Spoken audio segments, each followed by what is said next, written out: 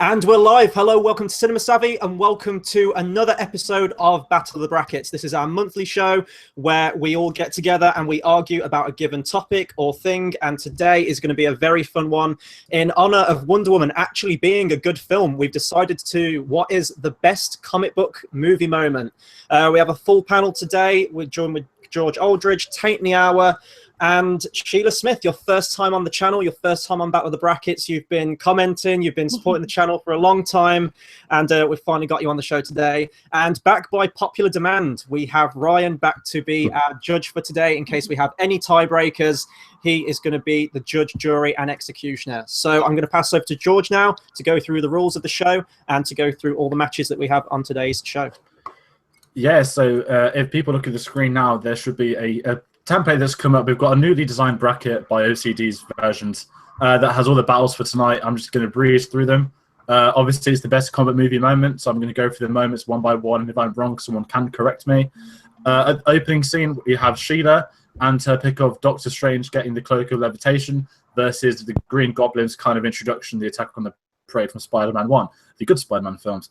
Then we have the ending of Batman 1989 versus Wonder Woman's No Man's Land trench scene. Beware, spoilers will be in this Battle of the Brackets. I'm just going to get the warning. Heavy spoilers. Logan and Wonder Woman spoilers, if you don't already know. We have Tate and Quicksilver versus Sheila and the church scene from Kingsman. We have Superman Bowl, which is the Man of Steel flight scene versus the wrong image, but the scene of Superman 2 where Superman decides to wipe his missus' memory for some reason. We've also got the Dark Knight interrogation scene versus Valerie's letter from V for Vendetta. We've got the spoiler alert death of Logan from Logan versus Deadpool spelling out Francis, which is Tate versus Sheila. We have the Superman opening credits picked by Chris for some reason we don't know versus Sheila in the Amazon Women training. And we have Bane versus Batman. It's not a triple threat, but versus the Watchmen opening credits, which is me versus Tate. So they are the kind of brackets, as we should say. And I'm going to talk you through the rules very quickly as well. So essentially, I'm hoping someone's got a timer here, but we got a timer. Thank God for that. We've got 1 minute to make your opening statement. Then the next person gets 1 minute. Then you get a 30-second rebuttal. Then the next person gets a 30-second rebuttal. And the whole thing comes down to your argument. Can you attack? Can you defend them? It's whoever has the best argument wins, not whoever's got the best pick wins. And then the three judges decide who shall go through into round 2, 3, 4, or is it round 5? I don't actually know. But yeah, that's the rules. And for the final, is it a minute and a half? And it's then a minute, A minute and a half. Yeah. And I will say, as in typical Battle of the Brackets fashion, the trash talking has been to an absolute peak this time. It's been great. Just even during that introduction from you, George, as well, which is always good. We love just that, all the trash talk. It's all part of the fun. And it is all done in fun, and we need to remember that. But with all that being said, we are still going to bring the pain with all of our matches tonight. So our first round is Sheila with Doctor Strange against George with the introduction of the Green Goblin from the original Spider-Man movie. Sheila, are you ready? Yeah, I'll give it a go. Okay, so you have a minute as to why the Doctor Strange cape is the best comic book movie moment of all time. Your time starts now. Okay, so this is the scene that everybody really wanted to see when they went and watched Doctor Strange, okay? So it's the big one, it's everything. You know that as soon as you go and see that film, you want to see that moment. When he smashes into the glass, and it starts to, the cloak starts to kind of fight for him, is really, really good.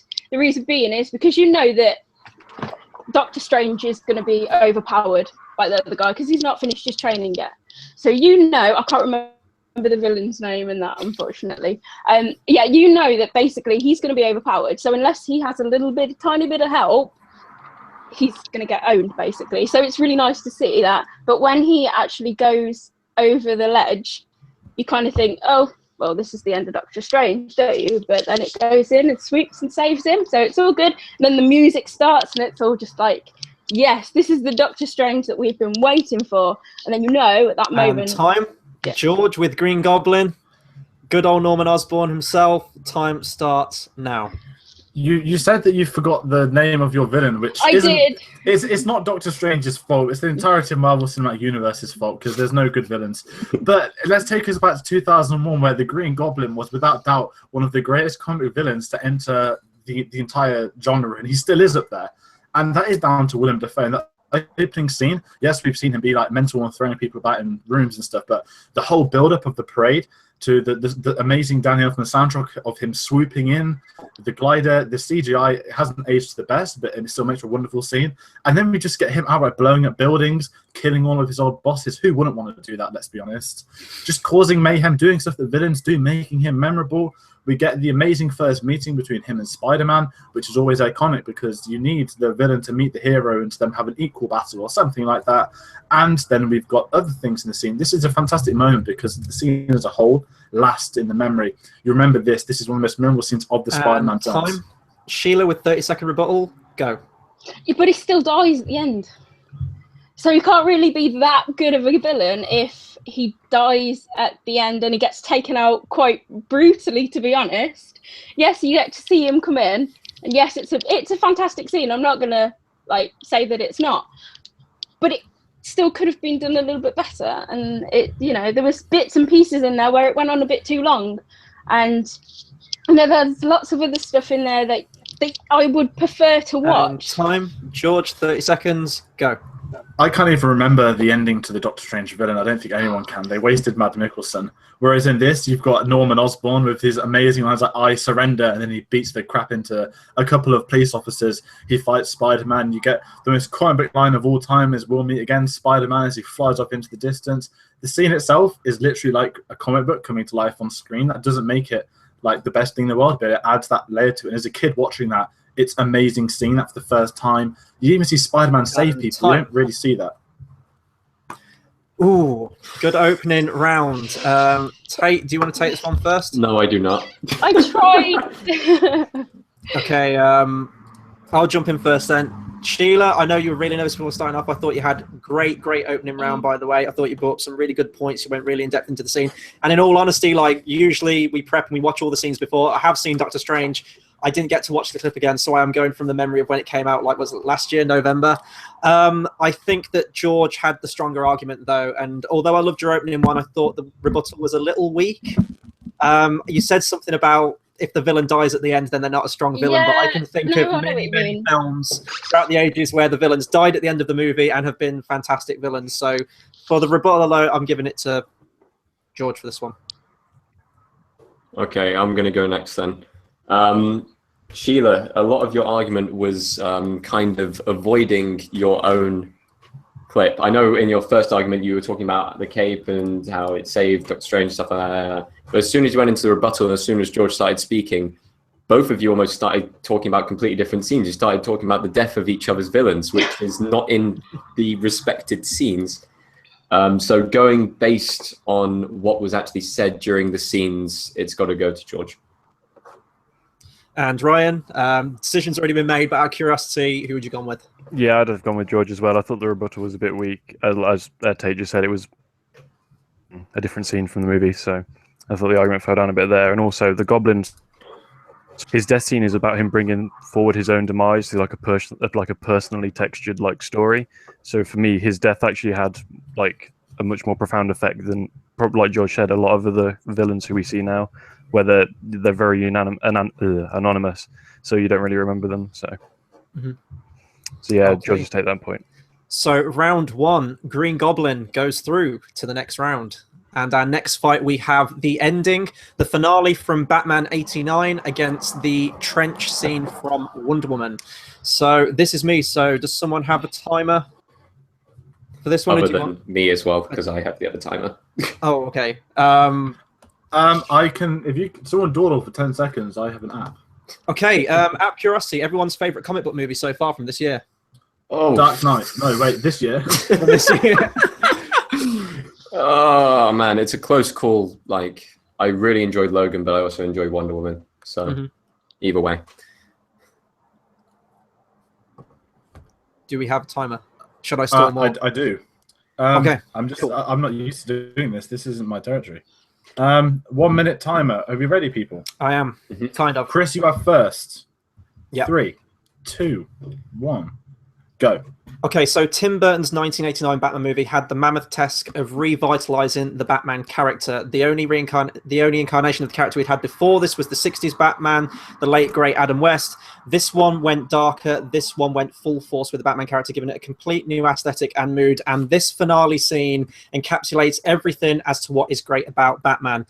First off, everyone doubted Michael Keaton as Batman. And then when it hits this finale at the end, you see Batman. You no longer see Michael Keaton anymore. You no longer have any reservations about his casting. That is Batman right there. You have the introduction of the bat signal for the first time in the movie, which is the perfect image lighting up the sky, proper bold symbol in the sky, none of that faded stuff that you get in the Nolan verse. You get the full-on Batman signal, and there's no other perfect shot than that final one to the movie before it fades to black. Batman standing on a rooftop looking up at the bat signal. The Danny Elfman score, fantastic score, builds to a crescendo at the end. We hit that final note, and you go, that is Batman.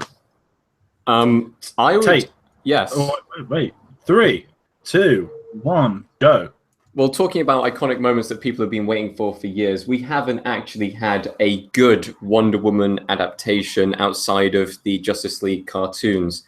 And finally, we have a brilliant actress in Gal Gadot bringing forward this character. And you can see it because, like, people are still flooding to go see the film now, like, a few weeks after it's been out. Like, it's still bringing a huge box office. This scene is the most epic moment of the film. It's been building up. She's been wanting to save people, and she's been kind of called back at every single step. And now finally she has the chance to show what she really is and what power she has. She steps out of the trench, epically passing away the bullets, and then standing there, showing that she is the true tour de force that can actually make a difference in this war. And it's just a phenomenal scene. The music brings it all forward. It gets you really emotional. It's brilliant. With the Batman scene, it can be really summed up by it being quite a boring moment. Time. Casual. Are we doing a... Right, Chris. Yeah. 30 seconds. Okay. 3, 2, 1, go. So you've picked the trench run, which you said we'd never seen Wonder Woman before. This scene shows it. She also has like another 3 or 4 action scenes in the film that equally encapsulate what Wonder Woman's all about, if not more so. This one also, let's bring in the whole trench warfare thing. So great, she steps over the top. She takes back the entire trenches. Trenches stretch for miles and miles and miles, with snipers that would absolutely annihilate every single troop, but it's done as a rousing moment. Everyone survives. No one dies in that moment because Wonder Woman's there. It's completely unrealistic, even in the grounded sense that it's going for with Wonder Woman storming the trenches. Time. Unrealistic. 3, 2, We're talking 1, about go. a really fake bat signal up in the sky and Batman stood over the roof of it. I'm not going to lie, but like, it just is boring. For casual film goers, there is nothing to excite you in that scene. Like this, the Wonder Woman scene brings forward both casual film goers and film fans. But with the Batman scene, unless you're a Batman fan, you're just like, oh, okay, he's just still up on a roof. That's kind of brooding. Like, it doesn't bring forward any emotion, whilst the scene in Wonder Woman really does. It is the best scene in the film, and it truly shows off her character. Time. Oh, that did not mean to go off. As you can tell, I don't normally do the timer. But yes, that was a very well fought round. I'm just going to go ahead and say it. I'm giving Tate my vote because he said it all when, you know, for a casual fan, it's just a bat on a guy in a building is a bat, whereas Wonder Woman's that good scene. I thought Tate had a stronger argument in terms of talking about his film and attacking yours. I didn't see enough of a defense on Batman. Okay, Sheila, what did you think? So I don't think I've seen the original Batman, the scene one. I was going to watch the clip of it, and then I got busy doing other stuff in the house. But I kind of agree with Tate. But your arguments were really strong, Chris, and you went into a lot more detail with the history and things like that. So I'm gonna give it to Tate. Okay, that's cool. And Ryan, again, the decision's been made. I promise I'll pass it to you first next time. But which one would you have voted for? I'd have actually gone the other way. I'd have given it to you, Chris. I think that you made your opening argument was much stronger. The scene from Batman, well, they played it down and said it was only for fans of film and not fans of not just casual fans. I disagree. I think the Batman scene where he's standing on the roof, like, it's completely about that character. And you argument, that's what we associate with Batman. Even Nolan's done it in his Batman. It's an integral part of what we've come to expect from Batman. Whereas Wonder Woman run through some trenches, I think we've had that in a million other Marvel films, like at least all of the Captain America films. So. Okay, but the decision has been made. Wonder Woman advances to the next round. Our next fight is the Quicksilver slows time from Days of Future Past against, I forgot his character's name, but Colin Firth's Rampage Massacre in the Church from Kingsman, which is going to be fought by Sheila. So, Tate, with Quicksilver's moment, 1 minute on the clock. Your time starts now. If I could put time in a bottle, wow. This scene was the scene that everyone was talking about when they came out the cinema from that film. It was just so well done and caught me completely off guard. Didn't expect it, but it's such a simple idea executed brilliantly. You have a character that runs stupendously fast. Let's have him slow down an entire scene, stick on some headphones and cause some carnage. And this scene is just done so well. You have the characters trying to jailbreak out Magneto. You have a few action scenes, action building up, and then it just slows completely down. And you see it from the perspective of Quicksilver. He puts on his goggles, he puts in his music, and it's just brilliant. It's a funny scene. It's a brilliant action scene for something that's so slowed down, and it's held over the years. It truly is. Like, I go back and watch that scene. Like, every time, like, I want to look at comic book film moments, that scene comes up. And that is why it is possibly one of my favorite like scenes of all time. Sheila, 1 minute on the clock. Go. Right. So this film, first of all, it's Colin Firth, so I'm there already. Okay. The moment when he turns to that woman and just sprouts off all of that stuff about that, that something's going to happen. And as soon as he walks out, you're like, you want to turn around and you just want to slap her. And you think maybe you shouldn't do it. But there's a little tiny part of you that's thinking, something's going to go down. And then as soon as it does, it's just carnage. And it is one of the best scenes that illustrates that point because of the camera. The camera's just all over it. It's all in there. It shows you the blood. It shows you everything. It is so well done. At the end of it, along with the music, it's one of my favourite parts. But it also is the Colin Firth death after it. So Hart's character, because that something's coming, but you don't know it's going to be that. And time, take 30-second rebuttal, go. The problem I have with the church scene, because I do enjoy the scene quite a lot, is that I want to pay attention to every element of that fight, and yet I can't. And it annoys me because every single time I'll go back and I'll have to pause and I'll be like, oh, well, they're not actually fighting each other. They're just kind of, you can see that they're kind of missing each other. And it doesn't feel as connected upon second viewing. It's first viewing, it's wow, awesome. Second viewing, it just kind of slurs a bit. Time. Sheila, 30 seconds, go. With the Quicksilver one, it doesn't actually do anything for the story apart from get Magneto out of the place.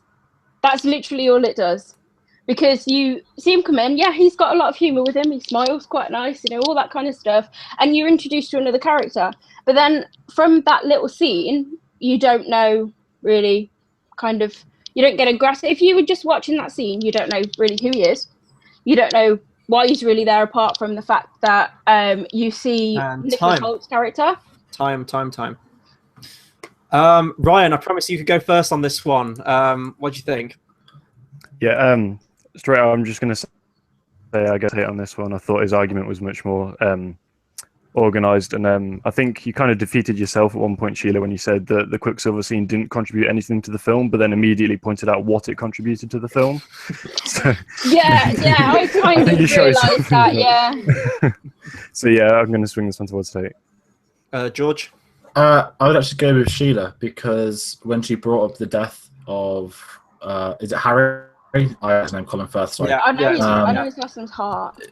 Yeah, I thought the argument was stronger. I thought Sheila had the better comeback and she needed more time, but I thought it was slightly stronger. I think Tate had an edge, but the diss on Days of Future Past I thought was stronger, though she almost lost it by saying about the Magneto thing. Mm-hmm.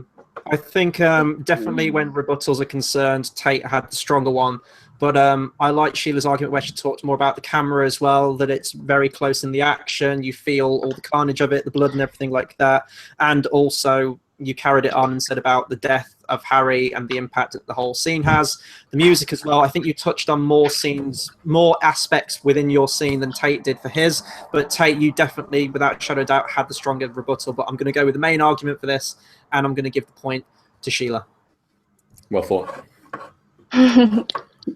Okay, we have the clash of the two great Supermen right now. So first up, we have George with the first flight sequence from Man of Steel, with mine from which is the memory wipe kiss from Superman 2. So George, you're up first on this one. Oh, do you want to do the time for both of us? Okay, cool. Okay, George, are you ready? Mm-hmm. Okay, and go. Okay, so when the first trailer dropped for Man of Steel, it was during Dark Knight Rises, actually. The immediate shot was him flying Scarlet. That looks incredible. And one of the big hypes of this film, this trailer, the margin was outstanding. It was always getting, I want to see that flight scene, I want to see how he flies. And the build-up of the scene, the Russell Crowe voiceover, everyone knows Russell Crowe's got a great voiceover, giving him not the journey, but telling him about the concept of Superman. And the build-up to him flying was wonderful because you want to see how he can do it. I want to see how he can first fly, get the stones levitating that Star Wars actually stole. I'll actually say that. And the whole trip is beautiful. You've got these stunning Hans Zimmer score of Flight going around as he's flying around the world for the very first time. People complain about being dark, but you see him smiling and laughing because he's seen he can do this power, and it explains it. It's an absolute phenomenal scene. And when you look back at Man of Steel, this is the best scene from the film, without a shadow of a doubt. It's absolutely amazing the way it's all the flight journey. Sorry, I was getting mixed with airplanes then. And the other stuff that happens in that side of that scene. And for a 4-minute scene of him flying, you think that's boring and repetitive. But you know what? This is one scene that doesn't make it repetitive. You feel like he's progressing as a character. Chris, go. Okay, the memory wipe kiss from Superman 2 is one of the most controversial scenes in comic book history, but I'm going to defend it right now as to why it's one of the best. So, for a start off, this is just a solid character moment. This basically encapsulates the journey that Lois Lane and Clark Kent / Superman have gone throughout the 2 movies and even just the second movie. And it is one of the most powerful, moving, and believable performances from 2 actors I've ever seen. They have great chemistry together. And we're introduced to Lois Lane, who's broken. She can't deal with the fact that she knows that Clark is Superman now. And it's just messing with her mind. Like, she can't handle that in terms of a relationship, and Clark sees this, and it's brilliantly played by Marco Kidder and Christopher Reeve. And it is emotional. It's definitely one of the most heart-wrenching moments in comic book history. And the kiss at the end, although it's very controversial, the way I chalk it up is that comic books do that all the time. They always kind of revert back to, you know, what's the word I'm looking for? The equilibrium. It always reverts to a state of equilibrium for every comic book. Damn it. And go. A controversial scene, maybe. To me, it's a massive cop-out. They wipe off a story element. And with arguably the greatest comic scene of all time, the director of Superman 2, Richard Donner, actually cut it from his own version of the film, the Donner Cut, which I think that might say a lot about actual said scene. Whereas mine, Zack Snyder, obviously kept in the film from the biggest marketing standpoint. So you've got a director who doesn't like the scene, and how on earth can that be counted as one of the best scenes of all time? Whereas in Man of Steel, you've got the best scene of the film, probably in the top 3 scenes of the DCEU so far, actually. And that's going to stand the test of time. How the Donner Cut worked is that he needed to meet a certain quota of new scenes, so that's why most of the material was removed. In terms of your flight sequence, it doesn't generate any kind of inspiration or hopeful aspect to the character.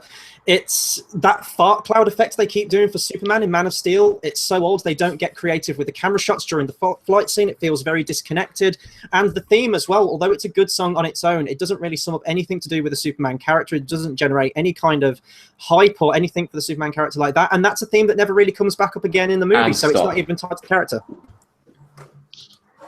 Okay, I'm going to first of all disagree with Chris completely on the whole building up hype for the character, as I do like Man of Steel. But I believe that Chris's arguments, like, I don't know of the controversy. I know that the first film copped out with the whole spinning around the world thing, and I know the second film copped out with this kiss. However, saying there was one of the most heartfelt scenes between actors and stuff like that, when I was watching it, I didn't get that feeling. I did not at all. You heartless bastard. I've way better acted scenes in and out of comic book films. Some which haven't even made it onto these 16, some which have. So, George. Okay. Ryan? This one was tough for me. I thought both of you had really, really strong open arguments and rebuttals, so I don't know. I think I'm leaning slightly towards George more on this one because I think the point that's going to swing it, and I think it is almost this point on his own, is the fact that about the scene actually being cut from the film, and I thought that's what sold me the argument. So, And Sheila, It would have been Chris, purely because, well, your arguments were really strong as well, George. But it's the romantic in me, and I just think it's like, I can totally understand where that kind of would come into it for the kiss, the memory, and it's just like, it's the romantic in me.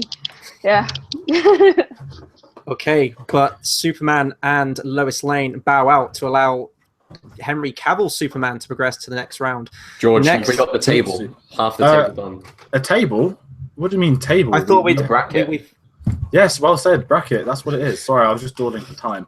If you look at my screen in the next 3 seconds, I'm hoping you this should has see power that. effect over it. We've got the half of round 1 done, where we had Green Goblin slay Benedict Cumberbatch, because who wouldn't want to see that?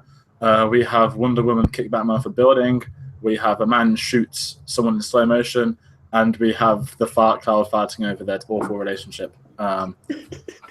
Next up, we have the second half of round 2. So I'm going to get out of that. I'm going to try and come up with some more terrible puns. Ooh, is this me adjudicating this round, as it is George versus Chris again? It is me versus Chris. Well said. It is George It with is. the interrogation scene from The Dark Knight versus Chris with the letter from Viva Vendetta. Are you ready, George? So, yeah. Okay, 3, 2, 1, go.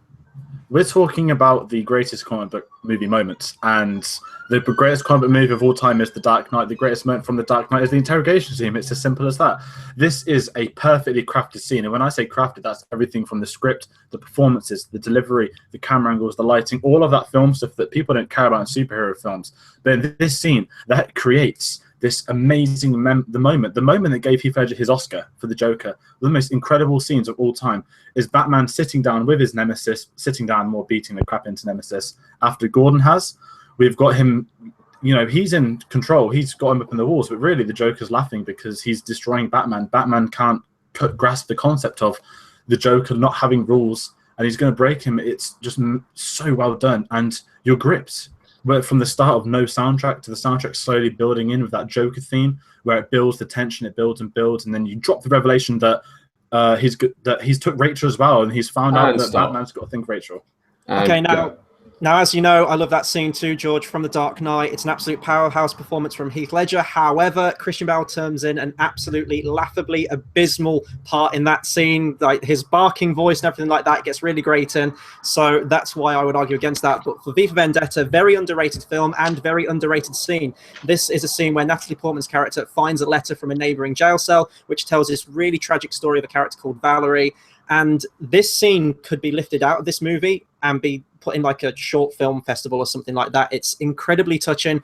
And also, although it's part of a graphic novel, it's based on a graphic novel, it still has so many story elements and just things to the story in terms of the political situation that you could blend into today's as well. I mean, this film was made in the early 2000s and it absolutely stands up. And this scene is incredible, not just from Natalie Portman, but from this character that really doesn't have any semblance in the rest of the movie. But the impact that you get from this one really personal story, it just speaks volumes because that through this.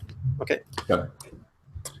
You took the words from my mouth. Take out the film, make it a short film. This does nothing to the story of V for Vendetta. It's merely a look into someone else's life. It's pointless, adds nothing to the storyline. It's just there to kind of do some things for Natalie Portman and give someone a little voiceover. Whereas my scene is the changing of the story. This is the development. This is the build-up of the grand scheme of the Joker, letting himself get arrested, play with Batman, eventually killing Rachel, all from this one scene. My scene adds everything. Yours is a perfectly crafted scene, just irrelevant for V for Vendetta. It's not even the best moment from that film.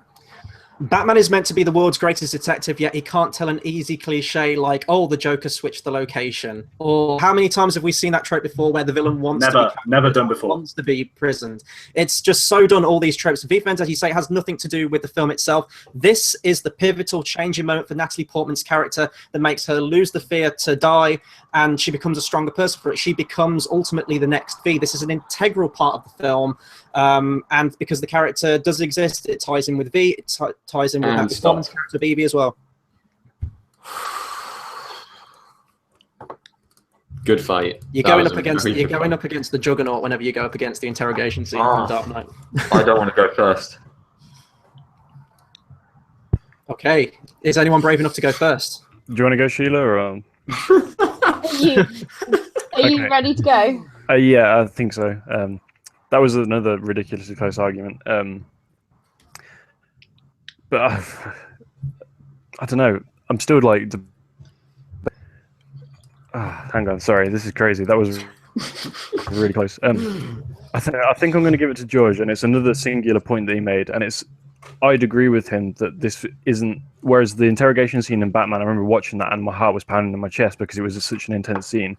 But the scene from V, I would have thought you would have picked the sort of maybe the ideas of Bulletproof scene, because for me that's the scene that stands out, and that's the scene that sort of gives the film like its identity for me. So I feel like George, he did try to mention that before he got cut off. So I think like I'm going to give this point to George. Okay. Tate, Sheila. No, Sheila. Thanks. I'm gonna give it to George. The reasons being is I've never seen V for Vendetta. I've never seen it. I probably should watch it. But I watched that scene. No idea.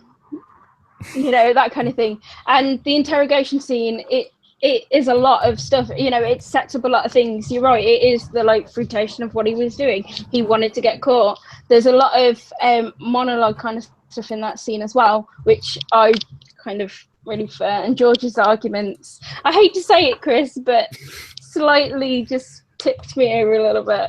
Okay, I'm only slightly deeply offended. I'm so sorry. That's probably one of the closest arguments we've ever Yeah.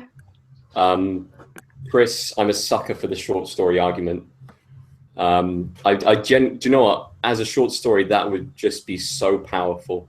And when you take that scene on its own, like George saying it wasn't part of the film or shouldn't have been part of the film, that's irrelevant because you have the story to get her into the prison, then you have the story afterwards. And that scene aside, the fact that it could have been a short film shows how good it actually was. I was swaying in the middle there. Chris made me doubt the interrogation scene a bit more than I have previously. But I still probably would have gone George. Cool. That was really hard. That was intense. It was really hard to... However, I've written many essays about this across the years, Yeah. so this is a scene that. Fair enough. all like media or film studies, The Dark Knight's just rife with material, isn't it? It's always a safe bet. Guys, there's a new Christopher Nolan film coming out in the next month. I know. I and didn't even we know. No we one will, told me.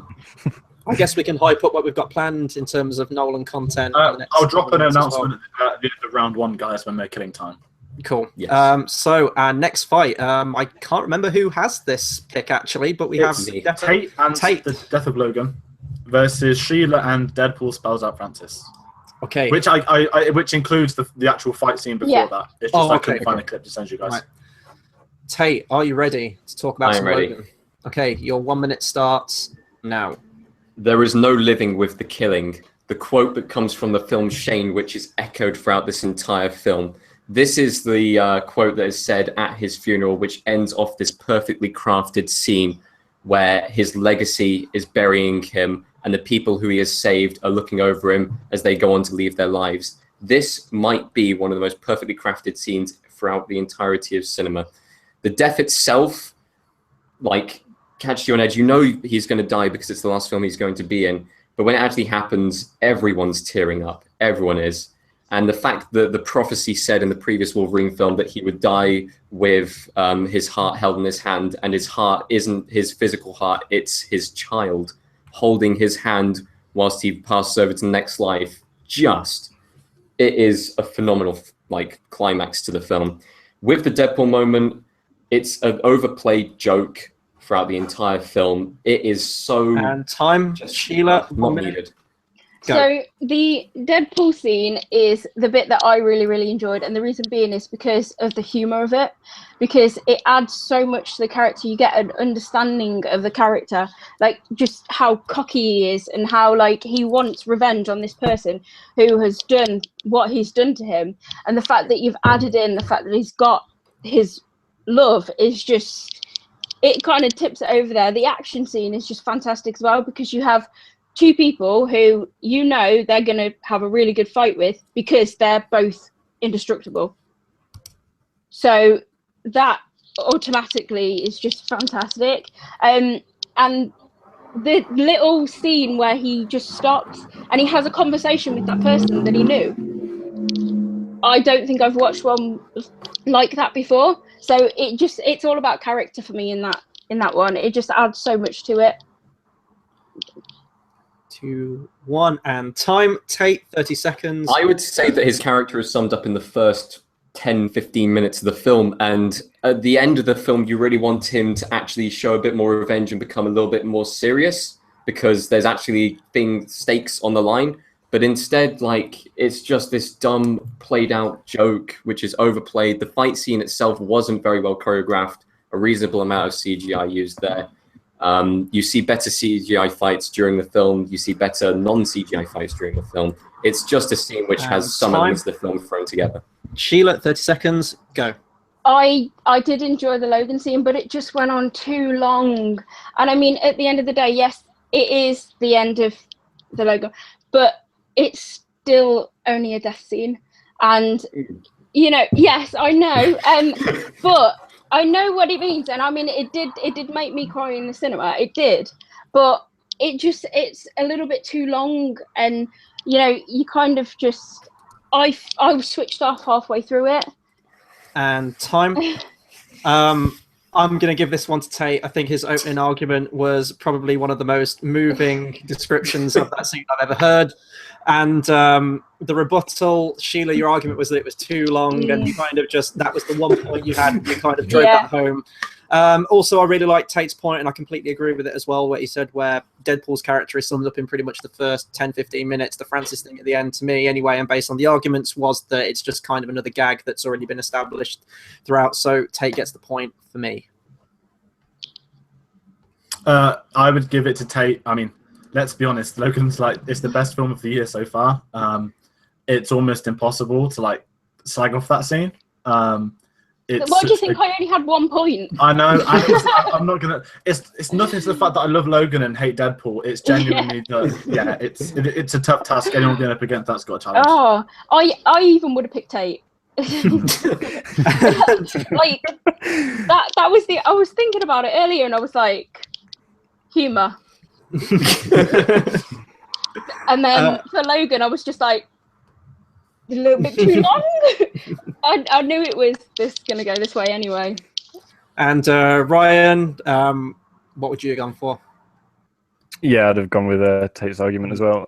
His opening argument was really strong, and it's Logan's death scene. You know, this is the legacy that not just Wolverine, but Hugh Jackman's left behind in the impact of cinema. He's been playing Wolverine for well over a decade now, isn't it? So it's just the end of an era for it, and the scene, like Tate just really eloquently described it. So yeah, he would have had my point.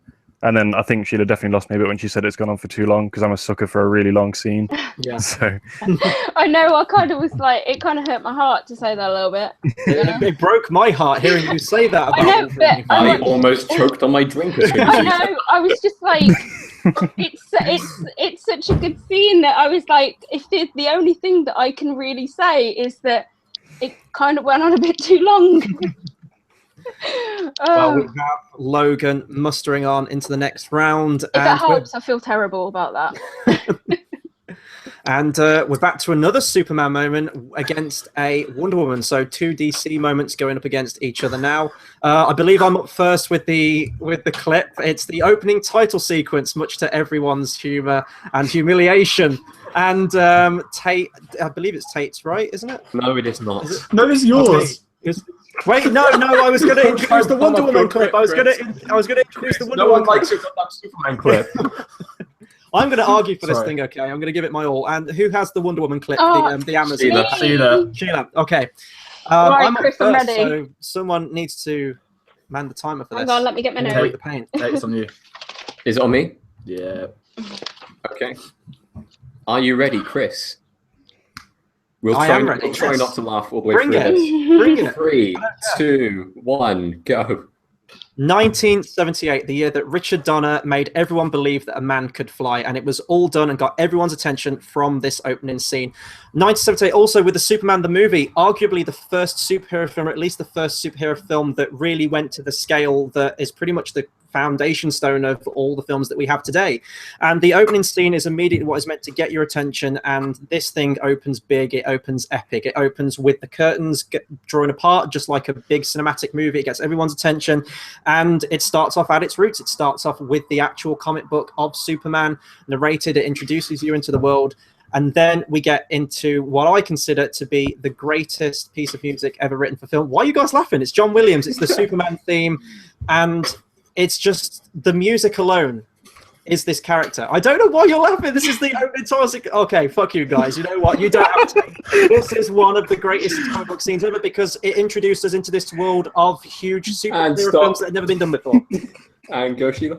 Okay, so the Wonder Woman one with the fighting of the Amazons. Okay, she's basically gone behind her mother's back to get training. She's had the montage of how good she's got, but she's constantly looking for kind of acceptance from her mum. She's constantly looking at that. So she kind of she knows how good she is, and I can't remember the woman who's training her's name. I've only watched it once.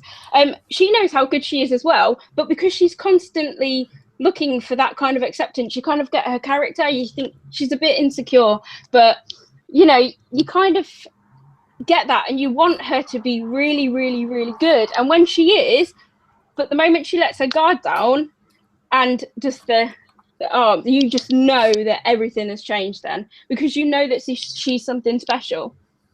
Yeah, done. Oh, you still got 6 seconds. Oh, okay. Yeah, and the fighting scenes are just absolutely fantastic. And go. Hey, the Attack of the Amazons, it's an action scene that gets mired in speed ramping technology. We've seen that in films like 300. We've seen it in every Zack Snyder movie, as well as many other films as well. And the action isn't particularly memorable, isn't particularly new or innovative or anything like that. It's just kind of a run-of-the-mill action scene you pretty much see in every superhero film now. You guys can laugh that it's just opening titles on the screen, but what this did was it introduces the theme that is written by John Williams, which is iconic to the character. It's a theme that everyone remembers. It opens with the comic book that introduces casual viewers into the world. And go. It's text on a screen. I love titles. I absolutely love titles, but I skipped half of that because it is just text, and there's a reason why they phased it out of movies, because obviously it was just far too long. Now, obviously it is an old film and I've never honestly seen it. I do love Superman, but and stop. It's just titles.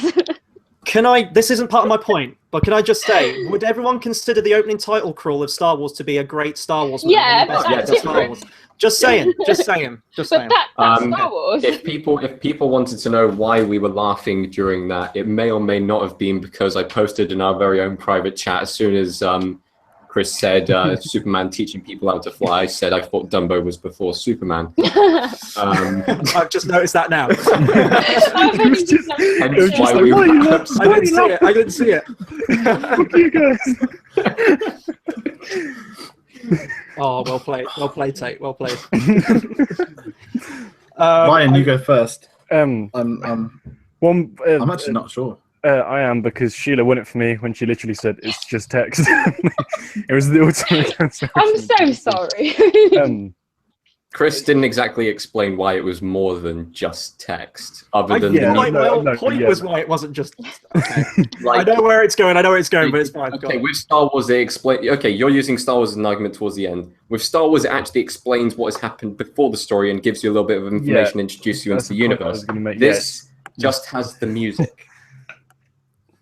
Which can say 1,000 words, Tate. No, that's what a picture does. A moving picture, funnily enough.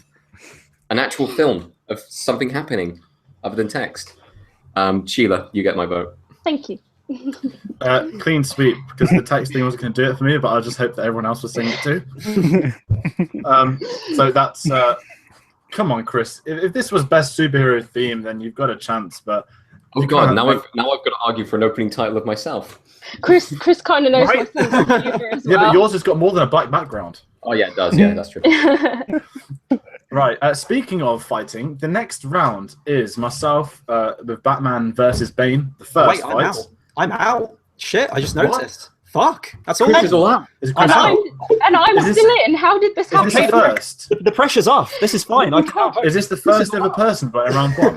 How did I get? All of my points have been annihilated. This is Chris, heartbreaking. Chris is the first ever person to go out in round one. No. Tom's done it before. I've done it. Oh, no, sorry, Tom did do I'll it. go through the second round I'm once. still winning the most, though. I'm still winning the most, but now this I've got to add this to Today my could change scorecard things. as well. Today could change things. We could have a brand new winner. Very true. Right. Okay, what's- I will what's man first the one timer. here? So, George with the Dark Knight Rises. Yes, Bane v Batman version 1 Okay, your time starts. versus Watchmen opening credits. Just so those that don't. Yeah. Okay, 1 minute on the clock. Go. The whole of the advertising campaign for the Dark Knight Rises was breaking the bat, broken mass poster, Bane in the background. We know this is going to happen, just like Logan's death later on. But we know precisely what's going to happen to Batman in this film. But it's about how does that happen to Batman? And when we get to the fight scene, you've got Catwoman laying the trap. But most people think it's pure silence. There is no Hans Zimmer soundtrack in this. And we just get an all-out brawl. And this was absolutely incredible to see because we've never seen Batman. Yes, mentally the Joker always had him, and he's been mentally destroyed. But we've never seen him get battered like this, and seeing it on screen was heartbreaking, just how unprepared and how terrible he is. And this just exemplifies Bane. People said Tom Hardy can't cut it, he can't do it, but you believe that he is beating the shit into Christian Bale, even if he is like a foot smaller than him in real life. Bane is terrifying in this scene, blocking the punches. He's countering his every move. He lets him punch him a couple of times and still does nothing. Seeing this is like seeing that little kid you like get battered by someone that like 5 years older than him at school. It's just like he's dead already meme. A minute, Tate. Go. So, first of all, I'd like to say that it is a brilliant song playing in the background of Bob Dylan's The Times They Are Changing. It perfectly describes the scene which is taking place. What this entire scene tries to do is explain the entirety of the alternate timeline of history Watchmen is taking place in during one scene, whilst paying homage to the comics, whilst also showing references to them, little Easter eggs in there, and also just kind of giving people something to watch whilst the credits are rolling. It's seen with humor in there. You can see some plot points that actually come through later on in the film come in there without actually saying any words at all other than the lyrics of the song. It explains most of the story of the film before the film even takes place. Brilliant use of foreshadowing there. The one thing that gets me with the Bane versus Batman thing is that Batman is commonly known as the world's greatest detective, the guy who uses all of his kind of skills outside of just being able to fight good. He uses gadgets and stuff like that during fights. He doesn't use them in this fight. 30 seconds, George. Go. Batman does use gadgets. He throws the little spinny thing and Bane just laughs at him because they don't work. And he does the darkness that also fails. Gadget point wrong. We're arguing the best comic book movie moment, not best comic book music video. Yours goes on for 5.5 minutes, and all it did was make Bob Dylan a bit of money. It doesn't foreshadow the film. It's just boring. It's not even Zack Snyder's best opening scene. And that goes to Batman versus Superman. It's a music video, and if you haven't read the comic book, this scene means nothing. It just doesn't stop. It goes on for 2-3 minutes more than it should do. I don't care about the people that are in the Time. film. 30 seconds, Tate. Go. This scene definitely doesn't mean nothing for people who haven't read the comic books. I hadn't read the comic books when I first saw Watchmen, and I completely understood what was happening in the scene. It was completely telling the history of everything that was taking place within that universe. It was showing character traits which were going to happen later on in the film. You were seeing stuff which was going to happen later. With the Batman fight, let's be honest, straight down to what it actually is, it's a fight between two people with bad voice acting. And time. Can I get on this one first? Was that the last 30 yeah. seconds? Yeah, 'Cause you That was 30 seconds. There was a... I didn't know if he cut off earlier because there was nothing to say. Yeah, well, that's why. No, I kept it going. Okay, so Tate, I wanted to see you attack this scene so much more than you did. You brought up the gadget point, and as soon as you said that, I was like, no, because the smoke grenade. And then obviously George counted that. Yeah. I'm giving this one to George because he just talked much more about it, and I thought that the attack was stronger. Tate, you could have brought up points like Bane in the comic books breaks the bat when he's at the height of his power, whereas in the film Batman's kind of a weakling anyway. That takes a lot of the power away. Or the fact that Batman seems to forget his 7 years of ninja training. There was none of these points brought into it, and I think George had the stronger points in that one, so I'm going to give it to George. Yeah, I think Chris just took the words right out of my mouth. In my opinion, that scene from Watchmen is I genuinely think it's one of the best superhero films of all time because of the historical context and the way it builds the film. I hadn't read the graphic novel before I read it, and like immediately you understand what kind of a world it is. You see the Kennedy assassination and the way it just played on what our history is, and like really well, it just explained how different it was in that universe. And I just think that scene's incredible. And like you said, the Bob Dylan choice of music was incredible. But I think if we're going down on arguments here, yeah, George had your number, especially when you made the gadget point. I think you really shot yourself in the foot there. Sadly, I did. And it was one of those kind of backhanded comment things that you do at the end as well. Yeah, you didn't need to throw that in. No, I didn't. And Sheila, Completely agree. Completely agree, George. Okay, so that concludes our round one. Yes, Uh, it does. Do we have a complete image, or do we need to stall a bit? We actually do. No, we didn't need to stall it because it was over. We had the, in one prison cell there's the Joker and Batman, in the other there's a pathetic note, and obviously the better one won. In one scene you've got the death of Wolverine, in the other you've just got some dead bodies. In the other scene we've got I don't really know what it is, a theme of some text over the top verses, like an awesome montage scene that obviously went to Wonder Woman.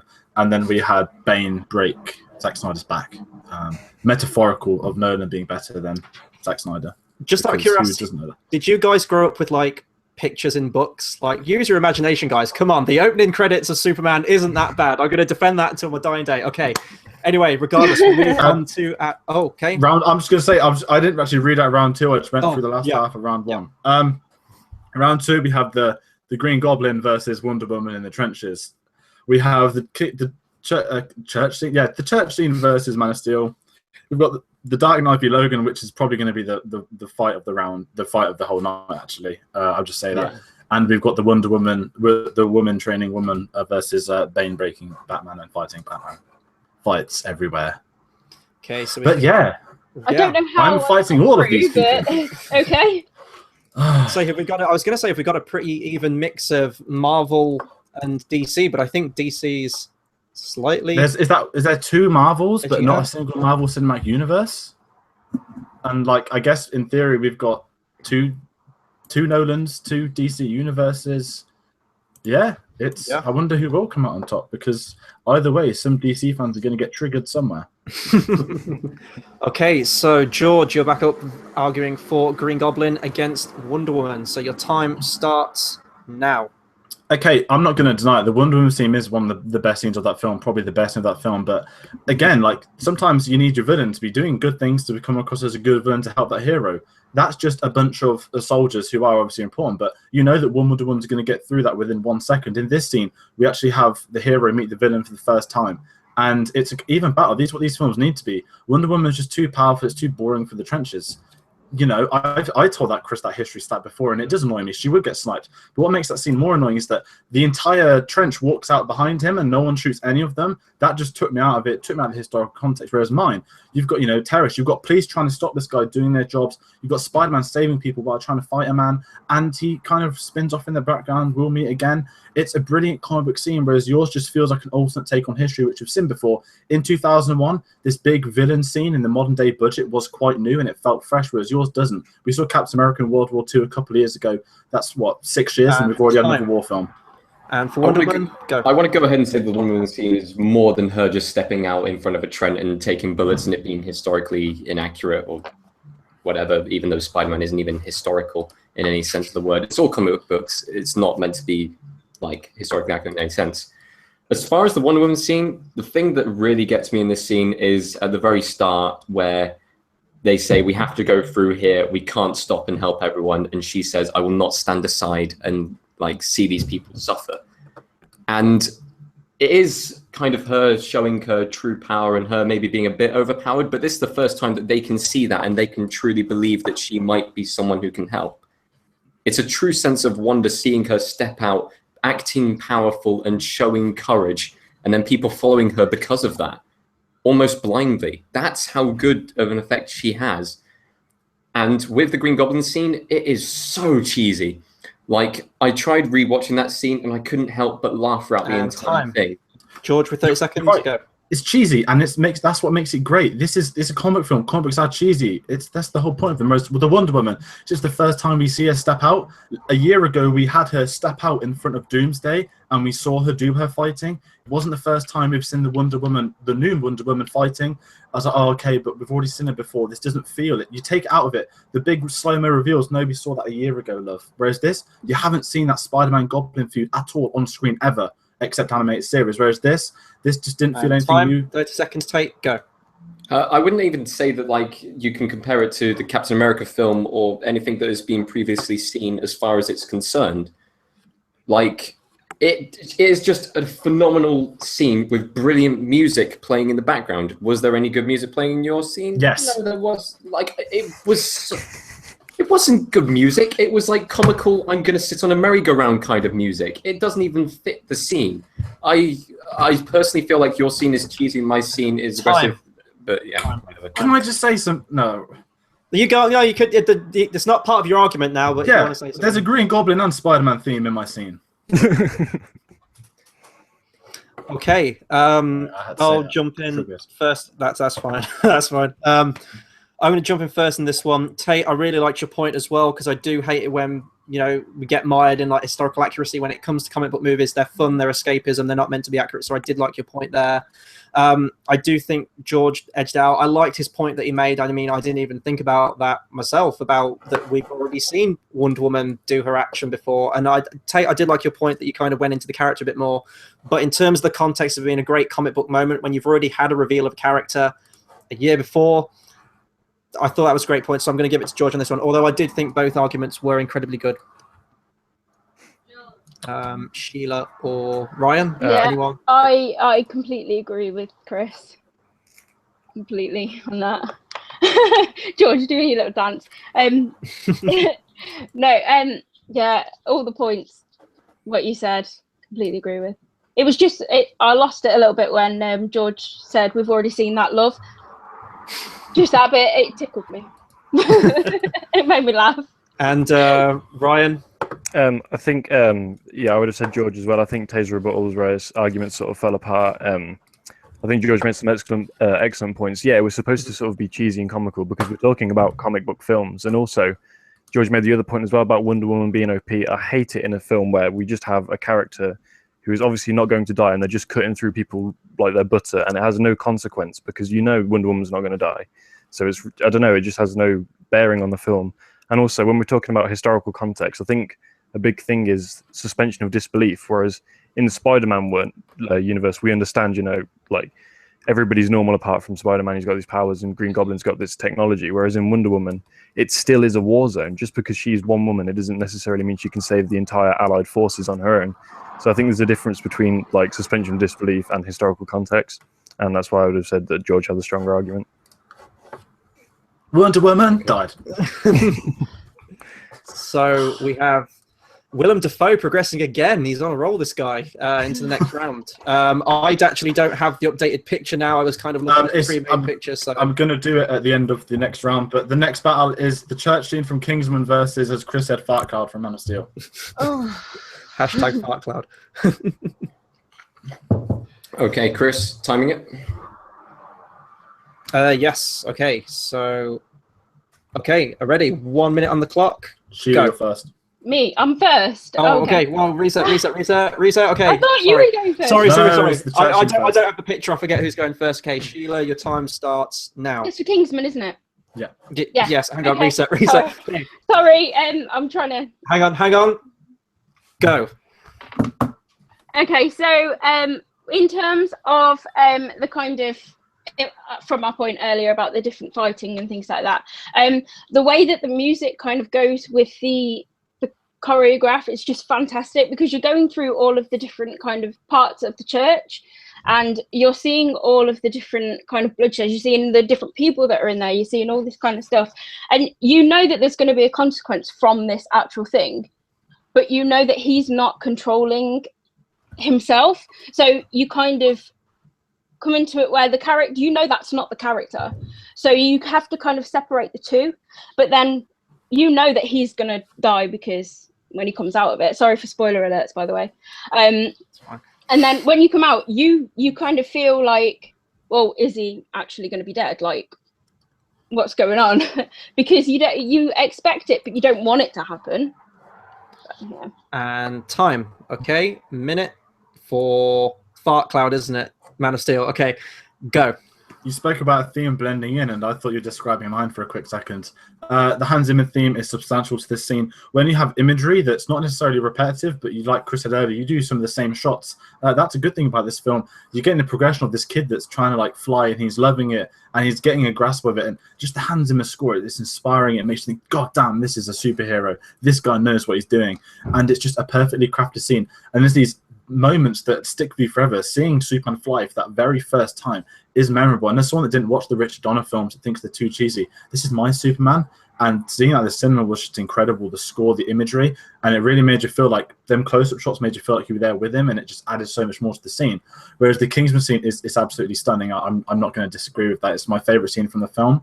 But at the end of the day, you know that how overpowered, you know he's going to kill everyone, and it's just a shock twist that he's died at the end. But the issue is that he's been resurrected for the next film, and that's in the trailer, so that completely lowers the actual scene from that film, which is a shame. Sheila, 30-second rebuttal, go. You always know Superman's going to fly. In a way. So you kind of like, when that montage starts, you kind of know. You know that he's going to build up to that. You know he's going to fly. But you don't know if he's going to die at the end of that. You don't want it to happen. You kind of suspect it will happen because the, what's his name? Samuel L. Jackson's character. He's off there in a little thing. But you don't want it to happen. Time, 30 seconds. George, go. I read the Kingsman comic book. I knew he was going to die, so I knew it'd be happening in that scene. Whereas, of course, Superman's going to fly, and that's the main thing. You want to see how he flies. You want to see how he learns it, how in the modern day technology and achievements and stuff, how can they do a flying that feels different, that is awesome, and that's going to look amazing in this modern day scenario where the church scene's great, but like I said, knowing that he's dying but come back in the sequel, that completely takes you out of it. It's the big shock that he's dead, and now he's back. Rewatching that scene just feels pointless because he's surviving death. Well, who else is going to chuck at him? He gets shot in the head and he's coming back. Time. Can I go first on this one? Yeah, sure. Okay. Again, I thought it was a great argument. However, I'm going to give it to Sheila on this one because I liked her about when she said that that Superman's going to fly. I mean, I thought that was a great counter. And also, George, when you were saying that, he's in the trailer for the sequel, I don't really think you can bring the sequel into it because obviously this was made years before the sequel was even greenlit or on the cards. And also, it was quite anecdotal when you said, like, you'd read the comic book and you knew that he was going to come back. Well, that doesn't necessarily mean that the general movie-going public would know that. And this is greatest comic book scene. It's far-reaching. So for that reason alone, I'm going to give it to Sheila. I guess I'll go next. Yeah, it was the rebuttal that kind of got me. Sheila, I thought you didn't do enough there when you first said we see him fly. I thought that's an interesting point. We can go along with that. And then what really won it was George's rebuttal, basically saying, I've read the comic book and we know he dies in that. Well, I don't really see that being relevant to the scene itself. Like, I hadn't read the comic book. I didn't know he was going to go die when going into that church. So did a lot of people. Everyone knows that Superman flies. And that's what really won it over for me. So I'm giving it to Sheila as well. And Ryan? Yeah, I think I'd have gone the same way. I think Sheila, your rebuttal started off, like, I think Tate just said it started off quite weak when you just said that simple statement. But when you actually expanded on it, I thought it was a really good point. So I think that's what would win you the point for this one. Okay, so Kingsman goes through. I don't know how I'm doing this, guys. You're doing really well, Sheila. You're doing really You've well. got this, like, if I don't know what I'm going to do, they don't know what I'm going to do vibe. And I think it's Must be all the arguments I've had in the past. George, Up next, we have myself and the interrogation scene versus Tate and the death of Logan. This is going to be hard. This is like Rumble in the Jungle right now. This is like the Thriller in Manila. No, because I always go out to George. You got to bring it, man. You got to break the cycle. Lie of my life. Okay. Okay, so is it Dark Knight up first? Yeah. Okay. Time starts now. Going into the Dark Knight, This was the first film I saw of the Dark Knight trilogy. Doesn't matter about that, in honesty. But this scene grabs you into it from the very first get-go. Whereas Logan, if you show someone Logan for the very first time, they're not going to have that emotional hit that everyone else did. Well, not everyone else, that people have that have previously connected to the character. It's just Hugh Jackman getting killed by himself, which is a bit tragic. And going off what Tate said earlier, where in the Wolverine film, he predicted his death, that is a wrong statement, because in the Wolverine, with the he's going to die with his heart in his hand, that actually relates to the scene in the Wolverine where he's been killed and he's in the hospital bed, takes his heart out to fix it. So that point is completely destroyed because that's about the previous film. But going back to The Dark Knight, it's a perfectly crafted scene. Yours is lovely, but he just suddenly gets hit by the tree and dies. Whereas mine, the scene is a build-up. It's a build-up to the Joker twisting Batman into that state, punching him around, literally laughing into his face. You haven't seen anything like this before in a superhero film. Yes, you get interrogations, there's been police scenes, but there's never been this level of the sort of the hero being almost laughed at. I know it's the Joker, but... And time. 1 minute. Tate, go. We've seen the hero being laughed at other films, just maybe not comic book films, so it isn't really much of an innovation there as in an innovation in its genre. And to be honest, Wolverine goes through a whole lot more than just being stabbed onto a tree stump. He has to fight through hordes of people through the forest. He gets taken down multiple times where you think he might not be able to make it, but he has that courage to get back up and fight because he finally is fighting for something that he actually that he loves. The entire point of Wolverine's character is that he's quite selfish. He's willing to look after his friend, but other than that, he isn't willing to go outside that circle. But he's finally found something worth fighting for and living for. And I do think that the dying with his heart in his hand is a metaphor for that scene. It really is. It doesn't have to be a physical thing to actually still have an effect because it is still prophesized and it still works. And the thing that caps off this scene completely is the funeral and having the touching speech and seeing that he did actually make a difference. And that is the legacy that it holds. And that is the legacy that Hugh Jackman has held with this character all the way throughout the entire film. 30 seconds, George, go. You were describing the moments that went in the scene you picked with him fighting in the jungle and stuff like that. That wasn't in his death. That was the previous action scenes. There's a couple of them beforehand. And the prophecy, it's the previous film. It's that it wasn't made for this one. We'll be selling this one. Whereas my scene, everything is perfect about it. Yours, it's a wonderful scene. It's emotional attachment. But we know Logan's going to die from day one. We knew this was his last film. We knew he's got to go out some way or another. We know he's going to die. More impactful scene would be Charles earlier on his funeral. But going back to the Dark Knight scene, it's just perfect. But 30 seconds, Tate. In the first round, your entire fight was based off the fact that it wasn't based off comic book tropes or tropes in general. But we have seen multiple things in the scene before. We have seen the Joker acting out erratically and having his reign over people. We've seen Batman feel inferior when he's fighting up against the Scarecrow, where he's actually scared by the gas and stuff like that. We've seen all of these things take place before. Like, with Logan, this is it. This is the end. This is what is his character defined by that one moment where he's able to save one more life. Time. I am not going first on this one at all. I don't know where I stand on this one. Yeah, so neither do I. I'm going to defer to one of my other learned colleagues for this like one. It's Ryan. Yeah, that's fine by me. This one was not actually as close as previous arguments in my book. I think George took this one because I think he made the point. I think he destroyed Tate's point about the prophecy. It's not connected to this film, let alone this scene. So I feel like that whole tripped up the argument massively, in my opinion. And I think George argued the point about how this is. I think this is the first time we've seen the Joker messing with Batman, but he's on the back foot. Normally it's been on Joker's terms, but this time Batman feels like he's got him cornered and he's actually able to figure out a way to escape this. He's already planned it. He's already planned to be captured, whereas Batman thinks he's on the front foot. So yeah, I think George takes the point on this one. Sheila? Actually, I don't want to be the decider now. Can I go second? No. Oh, You okay. already said my name. Okay. I'm gonna be the bad guy again. That's fine. Oh, well, it depends on who I pick, doesn't it? Well, that's true. That's true. You could wing it. Yeah. Oh,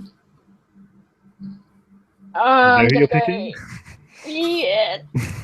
Oh, as much as I love the Logan scene, I'm gonna pick George. Oh. Do it.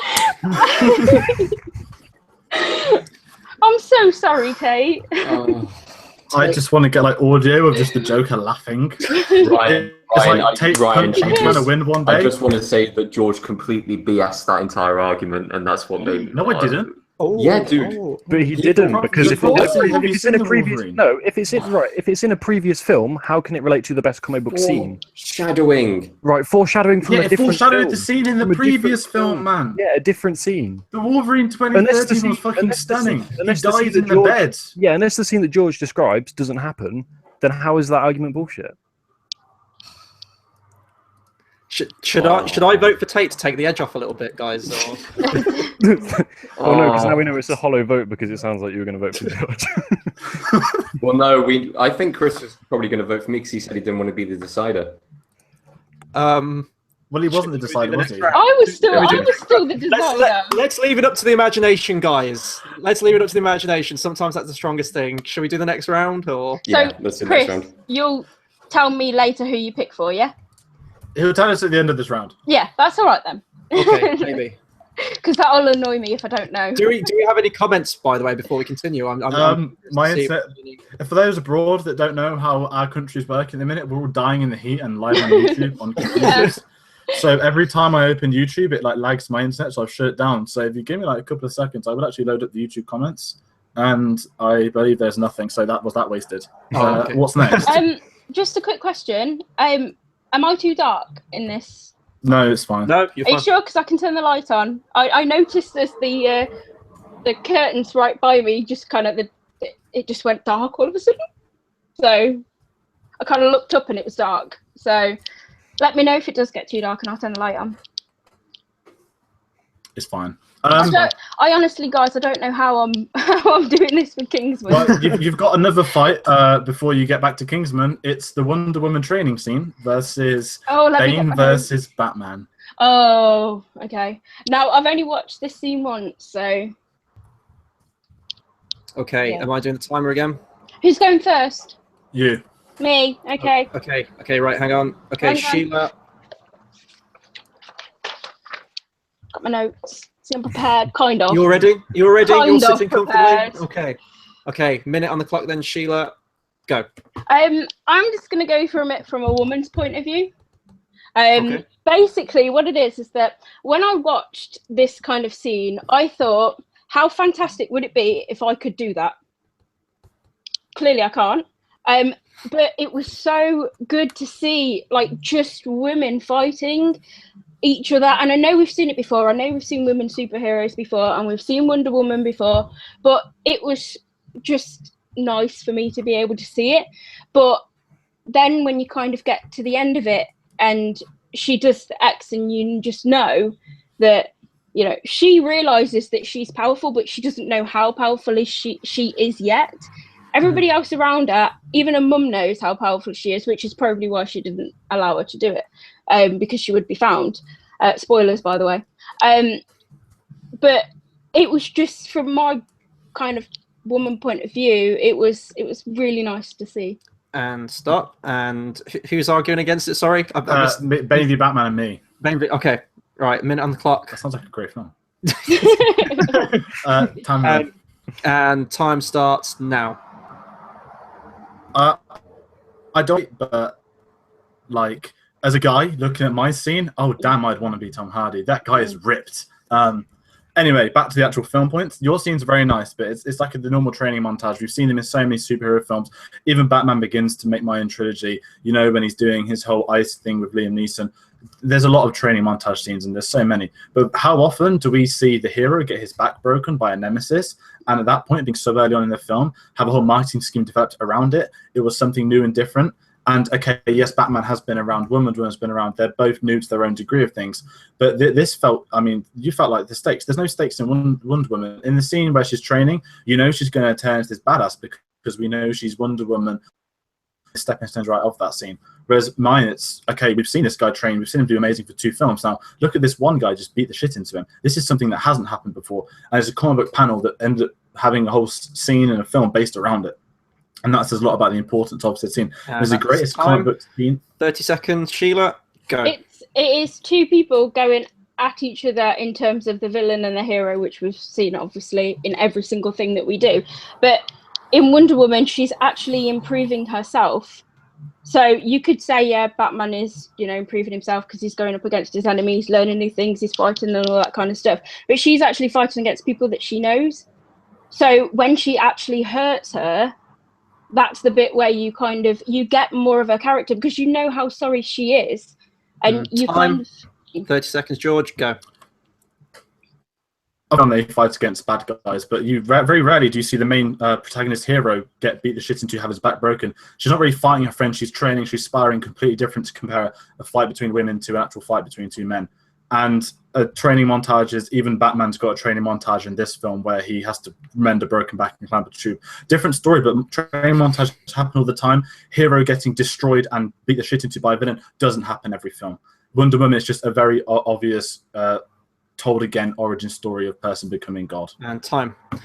The rebuttal from George won that one for me there about that we don't see that very often. It's an incredibly ballsy moment for a film. Although if Bane's in a movie, it's going to have to happen. Like if they didn't do the back break, people would fucking rioted.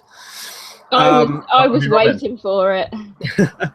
But no, Sheila, you did bring up some good points, and I like how you bought into that. It did give you that, like what a good superhero scene or film should do, give you that sense of hope. But I think George just had the edge in his argument, and it just nailed it for me in the rebuttal. So I'm going to give it to the Batman v Bane fight from Dark Knight Rises. Ryan. If I'm going next, I think very similar point to you, Chris. The point that won it for me was how we've seen so many training scenes. Like George said, even in his own trilogy, he's guilty of it. That alone proves that it's nothing new, it's nothing iconic. We've seen it how many millions of times, not just even in this genre. We've seen it in so many genres of film, Rocky to name an example. So I think that was the point that I think it was really hard to argue against from your point of view, Sheila. I think you did the best you could, because it's a very difficult thing to argue against. So yeah. I personally would have said the fights were pretty even on that one. However, when the fights are even, it comes down to which scene is stronger and which argument is better for that scene. And George kind of argued better for his own scene. Yeah. See, the thing is, I actually agree with you guys. I do agree with you. So that is 4 votes for Bane breaking Batman. Yeah. I do, honestly. Unless George wants to give one to Sheila here. I like Wonder Woman. I won't be sport, offended, but I've only watched that scene once, so time will tell on that. We've had 5 years on mine. It looks beautiful still. And if I give you an update, we have the semi-finals, and this is where things get fun. We have the Green Goblin Parade versus the Kingsman Church scene, and we have Christopher Nolan scene of hero and villain versus Christopher Nolan scene of hero and villain. See, George, this is where I really wish you'd have picked the finishing the Lord's Prayer sequence from Spider-Man, so we could have a church-related fight for our final. That would just be cruel. I wish we'd had the James Jones Jameson laughing scene. Yes, that. Shout out to J.K. Simmons. I think all of us wanted to pick that scene. Yeah. I don't know how effectively we would have been able to argue. No one was brave enough. Many minutes. So I feel that if J.K. was watching this, he would just be laughing at some of the pouting and stuff like that that's been going on. It's absolutely remarkable. Which scene am I going up against with Kingsman again? Sorry. It's Kingsman going up against the Green Goblin on the parade. So me and you, Green George. Goblin in the parade is on first. Yeah, it's me versus you again. I've had like 5 fights in a row. Ladies and gentlemen. This is going before. Hang This on. gets harder. Let me see if I've written anything else down. While we're having, do you want to have a quick break for guys, like 30 seconds? Because it's Yeah. Yeah, we'll have a quick. We usually have a break after the second round, don't we? I will take this time to announce a couple of things I'm very, very, very excited for, and that's not just the Dunkirk and Transformers review coming soon. In July, we're doing a Spider-Man battle of the bracket at the minute, so let's talk about Spider-Man. There's a new film coming out that no one's excited for, so we're gonna try and get people more excited by reviewing the 3 good Spider-Man films. Spider-Man films. Sorry, wrong plural there. So yeah, we're going to be reviewing in the build-up to Spider-Man: Homecoming the Sam Raimi trilogy of films, which I cannot wait for. It's going to be so much fun because even talking about this, it's been like revisiting like my childhood. And they were a big part of my childhood. I think there was a lot of people in our age group. So that's going to be fun. And I guess part 2 of this announcement is really the best announcement. We're going to be reviewing every single Christopher Nolan film on the channel. Before even a short film. Even Doodlebug. This is going to be absolutely incredible. We've kind of done an Inception review once before, but that doesn't really count in my eyes because it was a long time ago in a very different state of the podcast. Yeah, we both agreed that we wanted to kind of do it justice and redo it. And there's loads to talk about with Inception anyway. So yeah, we'll be redoing that. It's going to be a lot of fun. It's going to take a lot of time. I'm going to rewatch a few of them because it's been a while, and there's even a few I haven't seen. I haven't seen The Following, for example, and I'll need to rewatch Insomnia. But yeah, that's going to be a fun way to get into July to get hyped for Dunkirk. As if sorry we guys, I've just got to go. I've just got to go and grab my charger. Okay, that's fine. That's fine. We'll keep talking. Ryan, favorite Christopher Nolan film? Oh,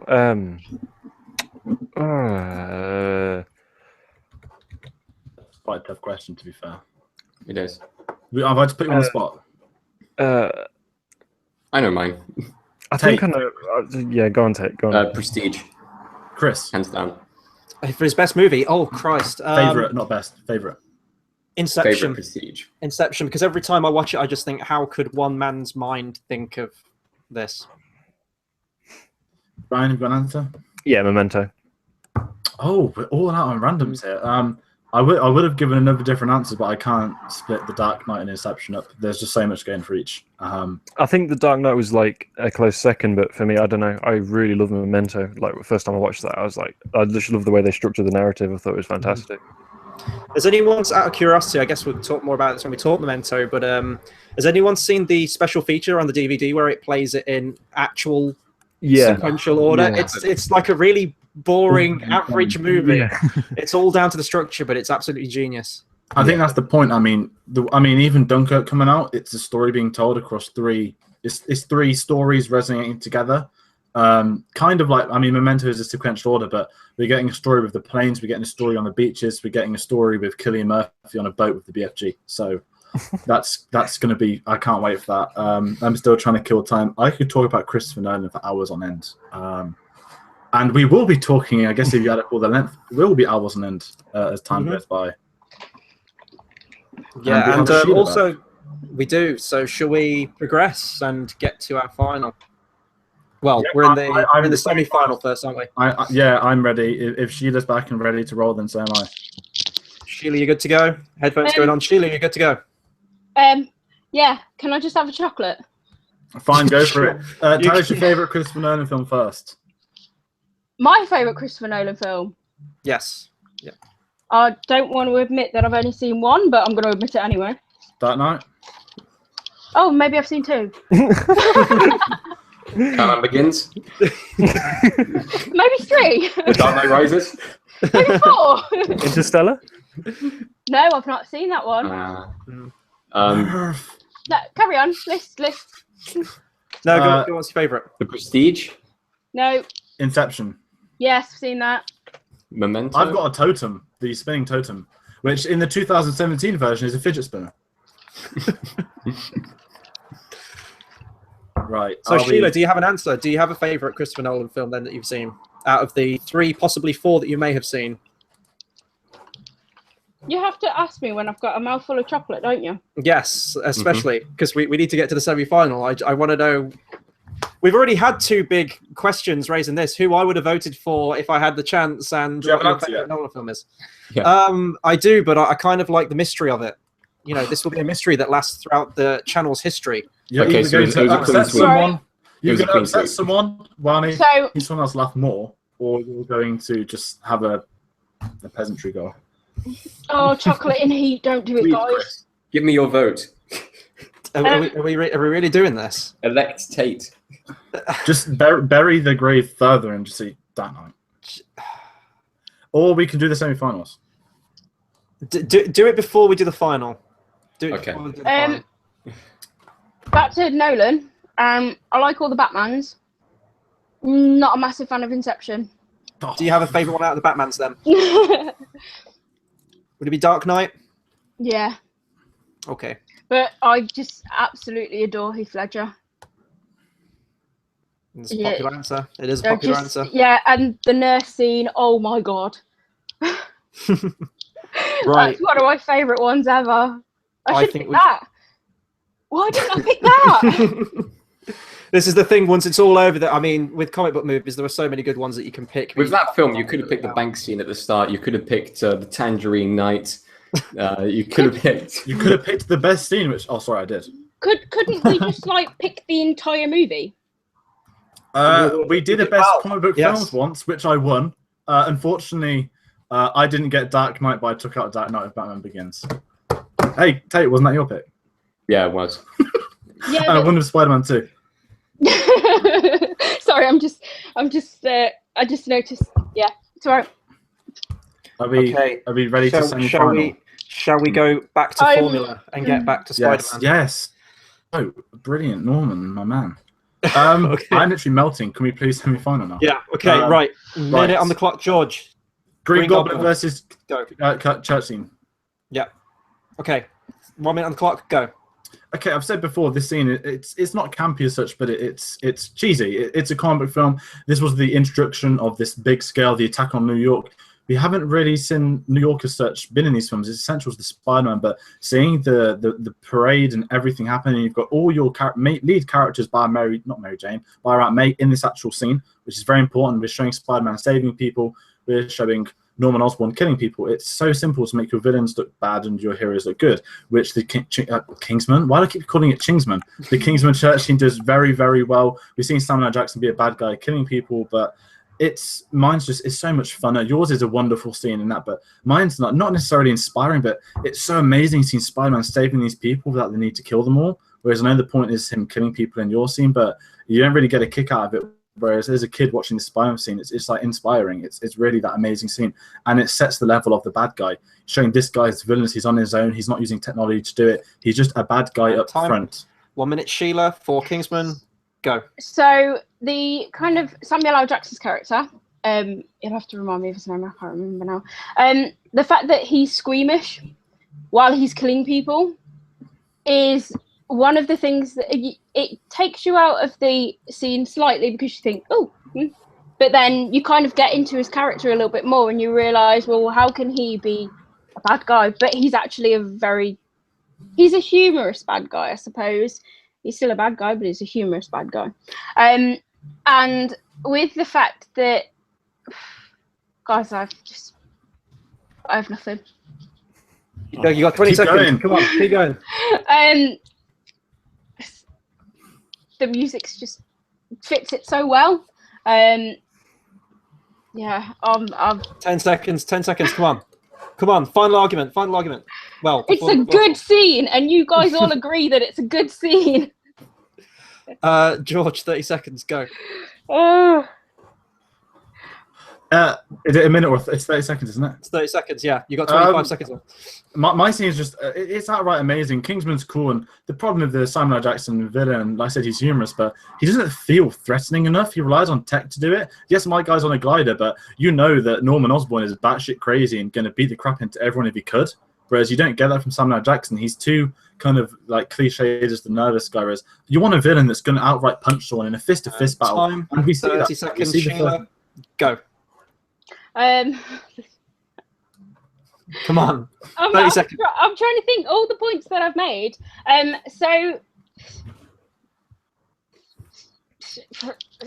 no, Are you forfeiting this round? I am. I'm sorry, guys. This is like the great Tom collapse of 16. I've exhausted all of my. I'm sorry. I'm such a In failure. fact, the only other time we have had one person lose every single one in the first round was when Tom basically gave up on every single one in the first round. Yeah. I've is- exhausted it. I'm sorry. Green You've done Goblin's well. Yeah. You got Got further Kingsman than so Tate, far. further than And Chris, Chris. and Further than Ryan. Oh. Ryan's still yet to fight. He's like, the warm-up guy. Like, he's there, and the time he fights, he's probably going to win. Oh yeah. He's just been I- lurking. I went down to Liam and I was like, I've just got nothing. I was like, I've done all my points. People are probably really disappointed in me, and I apologise from the bottom of my heart, but I couldn't, What this does mean is that I win tonight outright before anything else happens, which is another one to add to the collection. repping my comic book film as well. I've got 3 out of the last 4. Not to rip it in too much. George, but I think the this fight is will kind go of on. this still is karma because of the greatest Battle of the Brackets that no one will ever see, where you did win that with comic book movies. So maybe Oh, was that the one where the audio messed up? Yeah, that was. I won, and the audio didn't work. Yeah, You should have put subtitles on that or something. Yeah, I remember It was a great fight. I It was a remember great fight. saying to you that the audio wasn't working. Mm. And I was really disappointed that I didn't get to see that one. It We was might great. do it again at some point because I we've believe had it was a my lot more first comic win. movies. It was my first win, I And believe. Yeah. I want to go ahead and say I still haven't won since the first original Battle of the Brackets. And that was like 11 ago now. I've missed a couple though, being out in Austria. But yeah. So what's right, left in the round now? Do we have a left. picture? The next round is the Dark Knight versus Bane versus Batman. And So you've got to normally pass it over in to this someone. situation, I choose someone to do an argument for me. And I'm going to pick Chris to defend one of the best comic films of all time. The Dark Knight Rises. Chris, you're going to be defending that. Oh, God. Do I, You do fucker. do I still have to argue Wonder Woman? No, No. Wonder Woman went out to Yeah, went out this round. Bane. So she I got will her back broken. So, for people with context, this has been building for a long time coming because Chris absolutely hates The Dark Knight Rises. And Since 2012. whenever I pull it off the shelf and show it in the podcast, you can always see his face kind of screw up into a really kind of Resentful ball of resentful ball of hate and something. angst. Yeah. It Absolutely. is by far Chris's least favorite Nolan film. It'll be hilarious when we finally do the review of it. But now watching him defend the film is going to be possibly. This is like our old show, Malicious Movie Minute. It's brilliant. I think I spoke Yes, to you about this, Chris, ages ago at uni, and I think I shook my head at you at some point. Yeah. I was just like,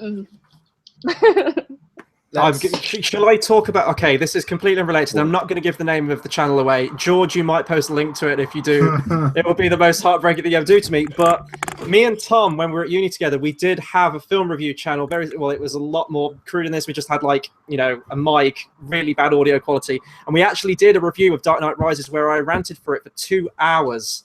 He loved it. I hated it. And at that point, DC fans were still there giving me death threats because I didn't like a Nolan movie and I didn't like Dark Knight Rises.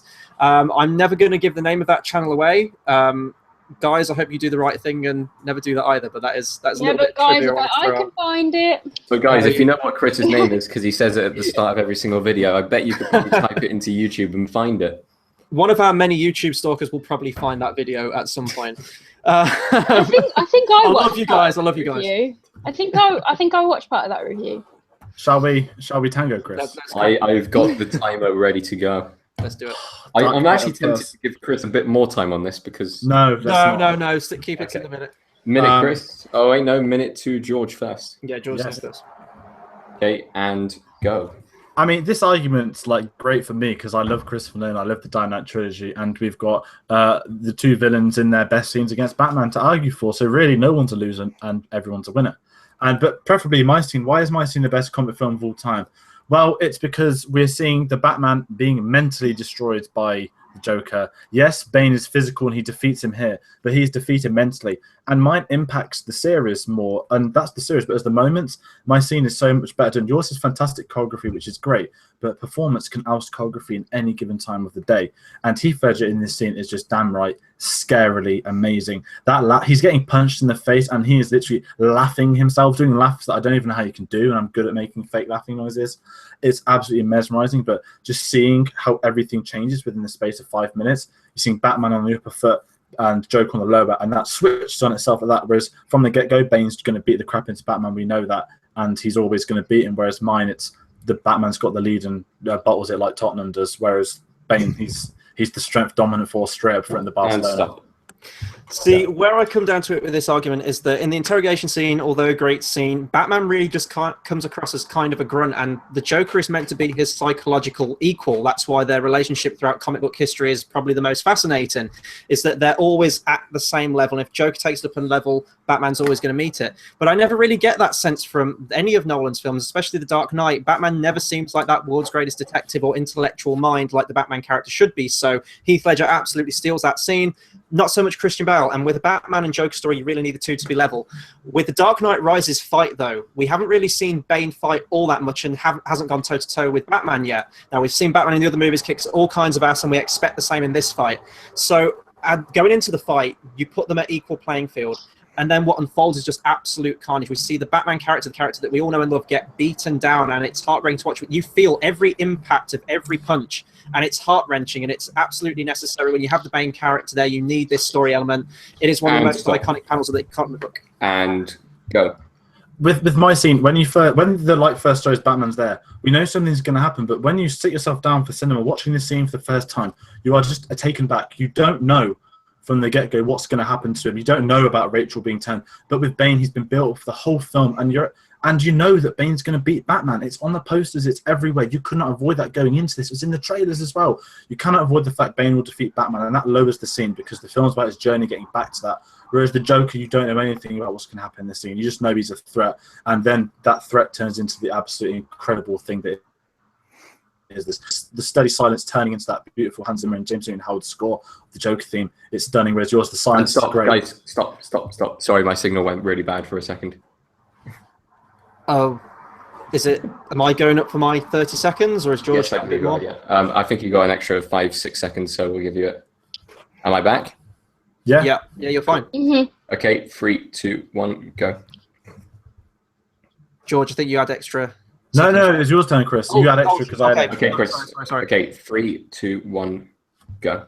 Okay, we're talking about greatest comic book scene here, and I think that the Dark Knight Rises fight is absolutely quintessential of that because it's this hopeless sense, but we have the Batman character, one of the strongest characters, most imposing forces in comic book history, and he gives it his all. He gets knocked down, but he gets up again. It sounds like a really bad song. And that's the side of Batman we want to see. In the Dark Knight Rises interrogation scene, ultimately it leads to a scenario. We know how it's going to play out. We don't really like the Rachel Dawes character in the movies anyway, especially not Dark Knight Rises, so it doesn't have weight. The fight with Bane absolutely does. It's his entire character rise. It's the title of the goddamn film, for God's sake, and it's all based in this one moment. Chris, you actually argued that really well. I know. I'm scared of myself. I have so many problems with that scene. Knows. Deep down, he knows it's wonderful. I can bullshit well. That rebuttal really actually, because I don't really like the Rachel character, and kind of having it as the main point of the film that is, I guess the Dark Knight has more than one villain, so it isn't completely about the Joker, but whilst it is all about Bane in The Dark Knight Rises, and it's about his struggle with Batman. So I'm actually going to give this one to Chris. Can I just say, I bullshit an argument better than I do a genuine, passionate argument about moments that I love. That's kind of wow. Okay, thank you. It's George's argument anyway. I don't know why I'm taking. Yeah, I was going to say I just picked it. Who's next? Do you want to go, Sheila? No.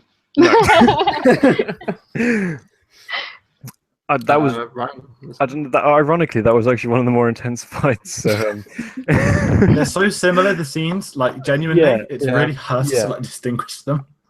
Let's not stand on ceremony here, Mr. Aldridge.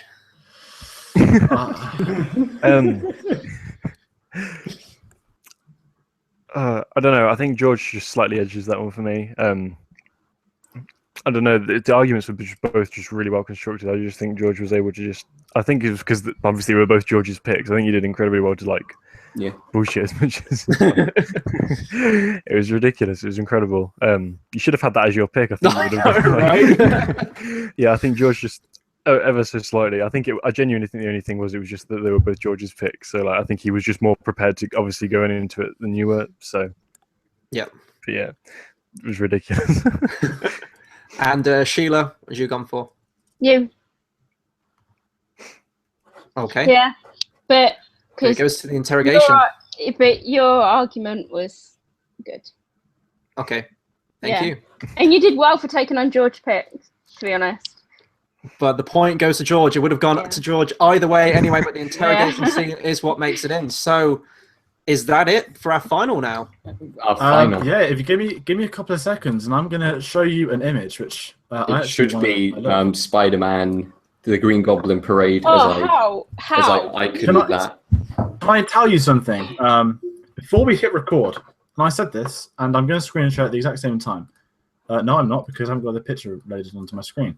Give me a couple of seconds. You did genuinely before we recorded. Yeah. I said this when we said the underdog of this round is the Green Goblin. I can't remember who And laughed. we all laughed at you. It was me. Tate laughed. Who's in the final? The Green Goblin, man. I had a little Willem chuckle. Dafoe. And he did it.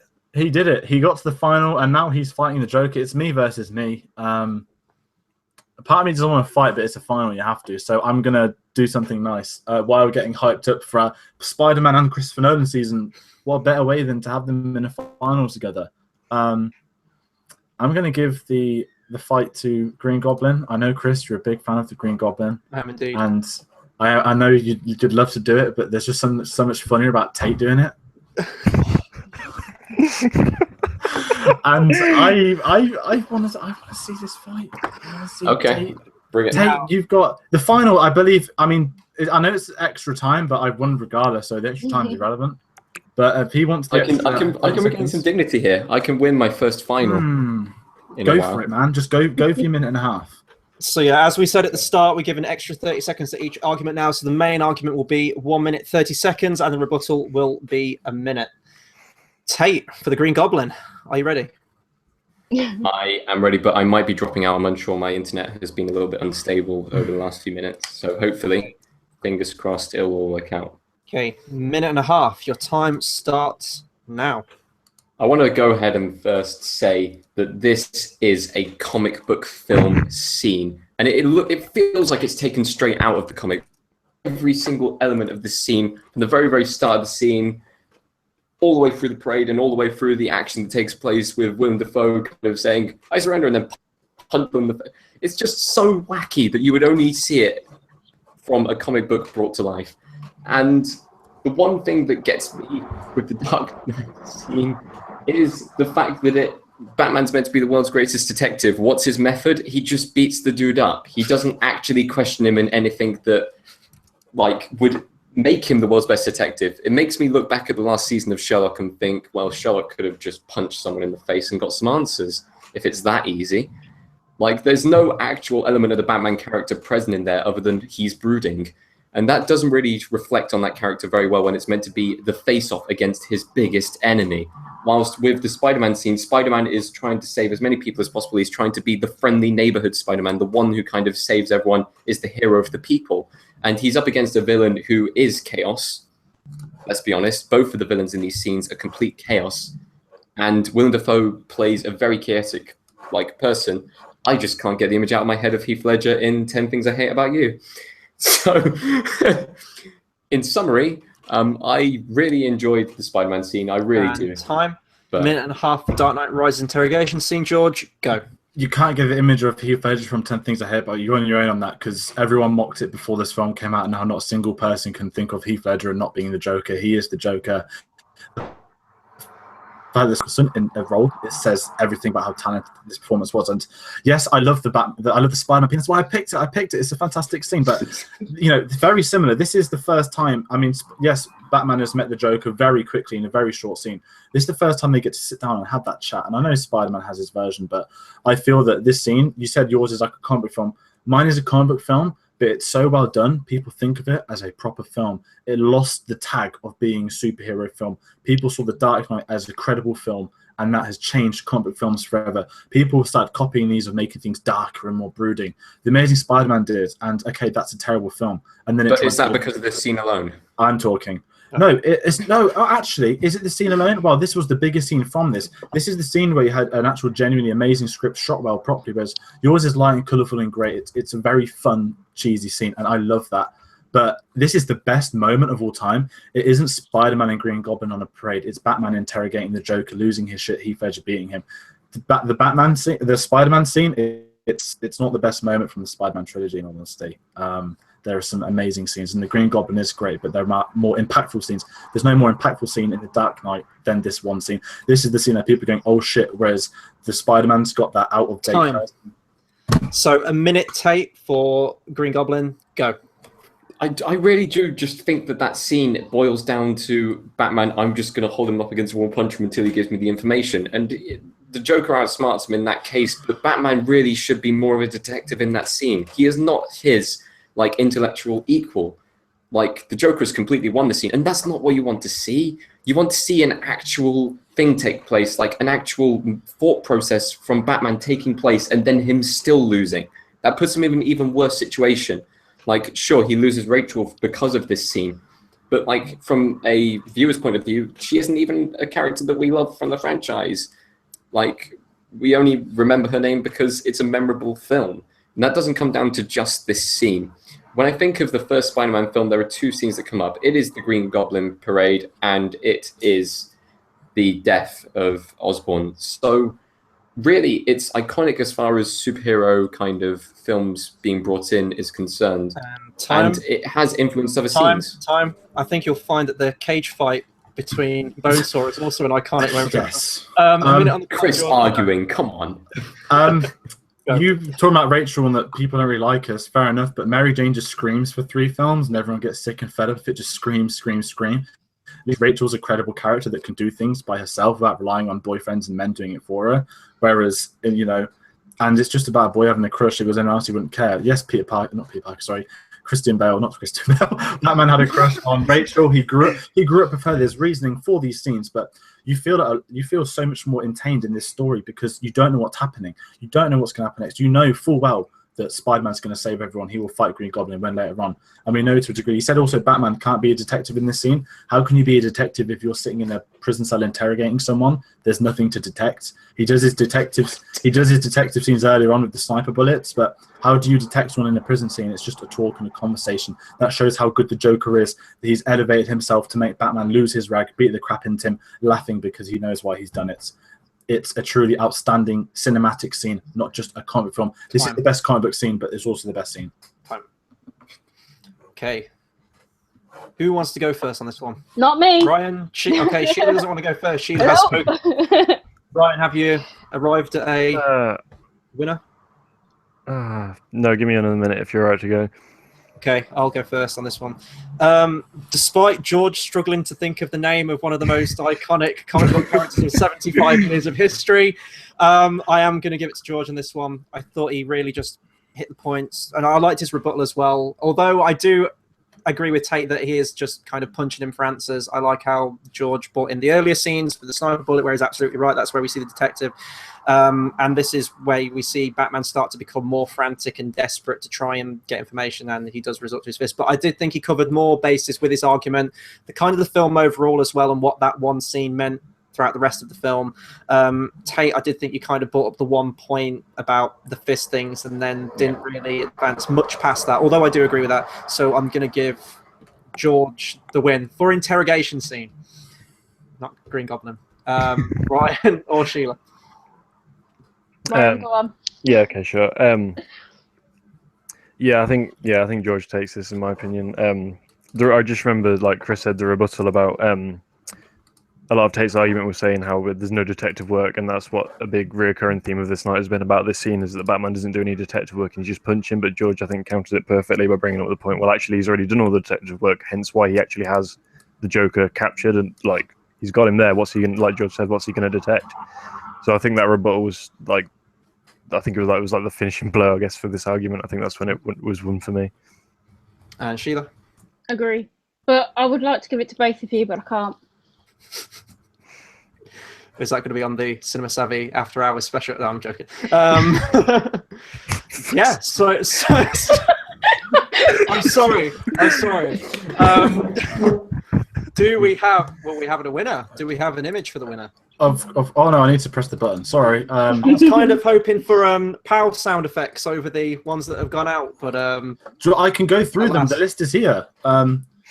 Obviously, we have Joker winning large. Norman, you made a fantastic effort. You were a cool guy. No one expected you to get to the final, but you did, because it was me. Don't tell Harry. Harry, I love the Spider-Man films. Let me just say it. They're so underrated, and it's so sad that we never got more Raimi films because they didn't want the Lizard as a villain for Spider-Man 4 because they didn't think it's too much CGI. So in this Amazing Spider-Man reboot, they made Lizard the villain. Entirely CGI. Well played, Sony. Yeah. But no, we have the interrogation scene winning. I won't lie. This was to me the favorite. It was out of this and Logan. But Batman crushed Logan's little heart and spirits. I love. Oh, are you going to find out what Chris would have voted for? That's what I want to know. I'm going to stop screen sharing because I want to see this. But no, what are we doing, Chris? Who were you going to vote for? Were you going to like clean sweep it and just add to the Batman win? I mean, has Batman had a vote against it so far? That's the real question. My Batman moment has, but that aside, Dark Knight, I don't actually think it has. Is that the first ever film on this to get clean sweep for like 4 rounds? I think so. Tate, I would have given it to George K. I'm sorry. It would have been a clean sweep. Although I did think both points were great. And I do have to stress that because I do think these have probably been some of the strongest battles that we have had on Battle of the Brackets since we started this show. You know, we're just feeding George's ego here, right? Ego. You could have a planet named after me if you really wanted to. I think in terms of like fights we've had on this show, we've had Star Wars and Lord of the Rings ones that's come up loads, and I'm sure it will come up many times in the future. I think Logan and Dark Knight will be another one that will go down in this show's history. What was the Braveheart one? That was best film scores. Yeah, I remember that one. that was the controversial one, actually. That was the that was very controversial. Yeah. This was This is how I feel about today. Are you ready? Sorry, I'm going to turn it off in case we get sued by Warner Bros. But no, this has been a weird battle because let's be honest. I won best comic book films. Not that I need to keep saying it, but we really wanted to do another comic book films. But it's so hard to do a whole bracket we've done before because there's been previous arguments, previous drafts. So originally this was going to be worst comic book film in honor of Wonder Woman, but it did turn out good. So we did do this one. So maybe the worst one will come after Spider-Man Homecoming or Justice League. We just don't know yet. But no, this has been fun. I'm going to try and stay less arrogant, but I did think that, and I would get there. It is the best film. That is the best scene from said film.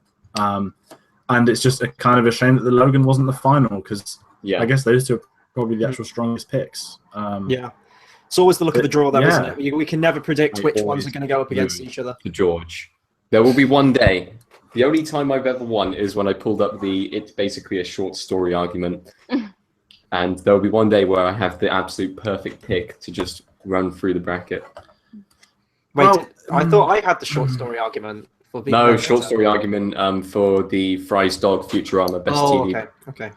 Oh, but that was so long ago. That's almost a year now. God. So that's We're almost at the actual anniversary of the Battle of the Brackets. We've almost been going for a year on them. Yeah, I believe it was around the time Game of Thrones finished airing, hence Battle of the Brackets, not Battle of the Bastards. I don't really know how to wrap these things up, but we don't actually know what our next Battle of the Bracket is. That's just what I was about to say, yeah. Normally we do. We've had a lot of ideas running around. We've had people tell us ideas. I mean, we'll work on something, but I would say expect it in July because we try and aim for one a month. Ryan, it'd be very good to have you fighting because you're always on Judge. But it has been good fun again today. Is anyone else got any words to say? It's a lot harder than I thought. Yeah, no shit. I mean, it's so you were so nervous. Bless you. Before you started, you were so nervous before going on to this thing, but you did well. You got really far into it. You did great. But no, it's so difficult to actually just pick the one scene. But then if you have to battle it again, you've got to think of points that you haven't made, but you've used all the points that you made in the first one. Yeah. So, oh God, it's so different seeing it from like this point of view. It's just so difficult. It feels like an actual fight, right? You do feel exhausted, and that's not just because it's absolutely scorchingly hot in the UK. Oh, let's not talk. It's but horrible. yeah, so that'll do it for our episode of Battle of the Brackets. As we said, we don't know what we've got planned for the next one. If you check our Facebook and Twitter links for those in the description below, we'll also got an Instagram link now, so check that out too. We'll keep you posted on all details when we decide on what the next Battle of the Brackets is, and there'll be a picture out so you know exactly what that is. There'll be more movie reviews as well. I believe it's the end of next week. We're going to have throughout next week, we're going to have our Transformers reviews. We're going to jump on all reviews of the previous 4 Michael Bay ones. We're going to jump on a review for the 80s movie, which is my favorite. And then we're going to conclude the week with my most anticipated movie of the year with Transformers The Last Night. And then obviously we've got many reviews after that too. Reaction videos from me will be resuming again tomorrow. George, you've got your series The Rockathon. Tate, you've got Thoughts on Film, you've got Film Club. Next one's going to be Mean Girls. So follow all that content. Hit that subscribe button. It's the best way to keep up to date with all of our content. Hit the notification bell too. Big thank you to everyone on the panel tonight. Thank you, Ryan. Thank you for Sheila jumping on. And thank you to everyone for watching at home. So until the next video, we'll see you guys next time. Thanks for watching.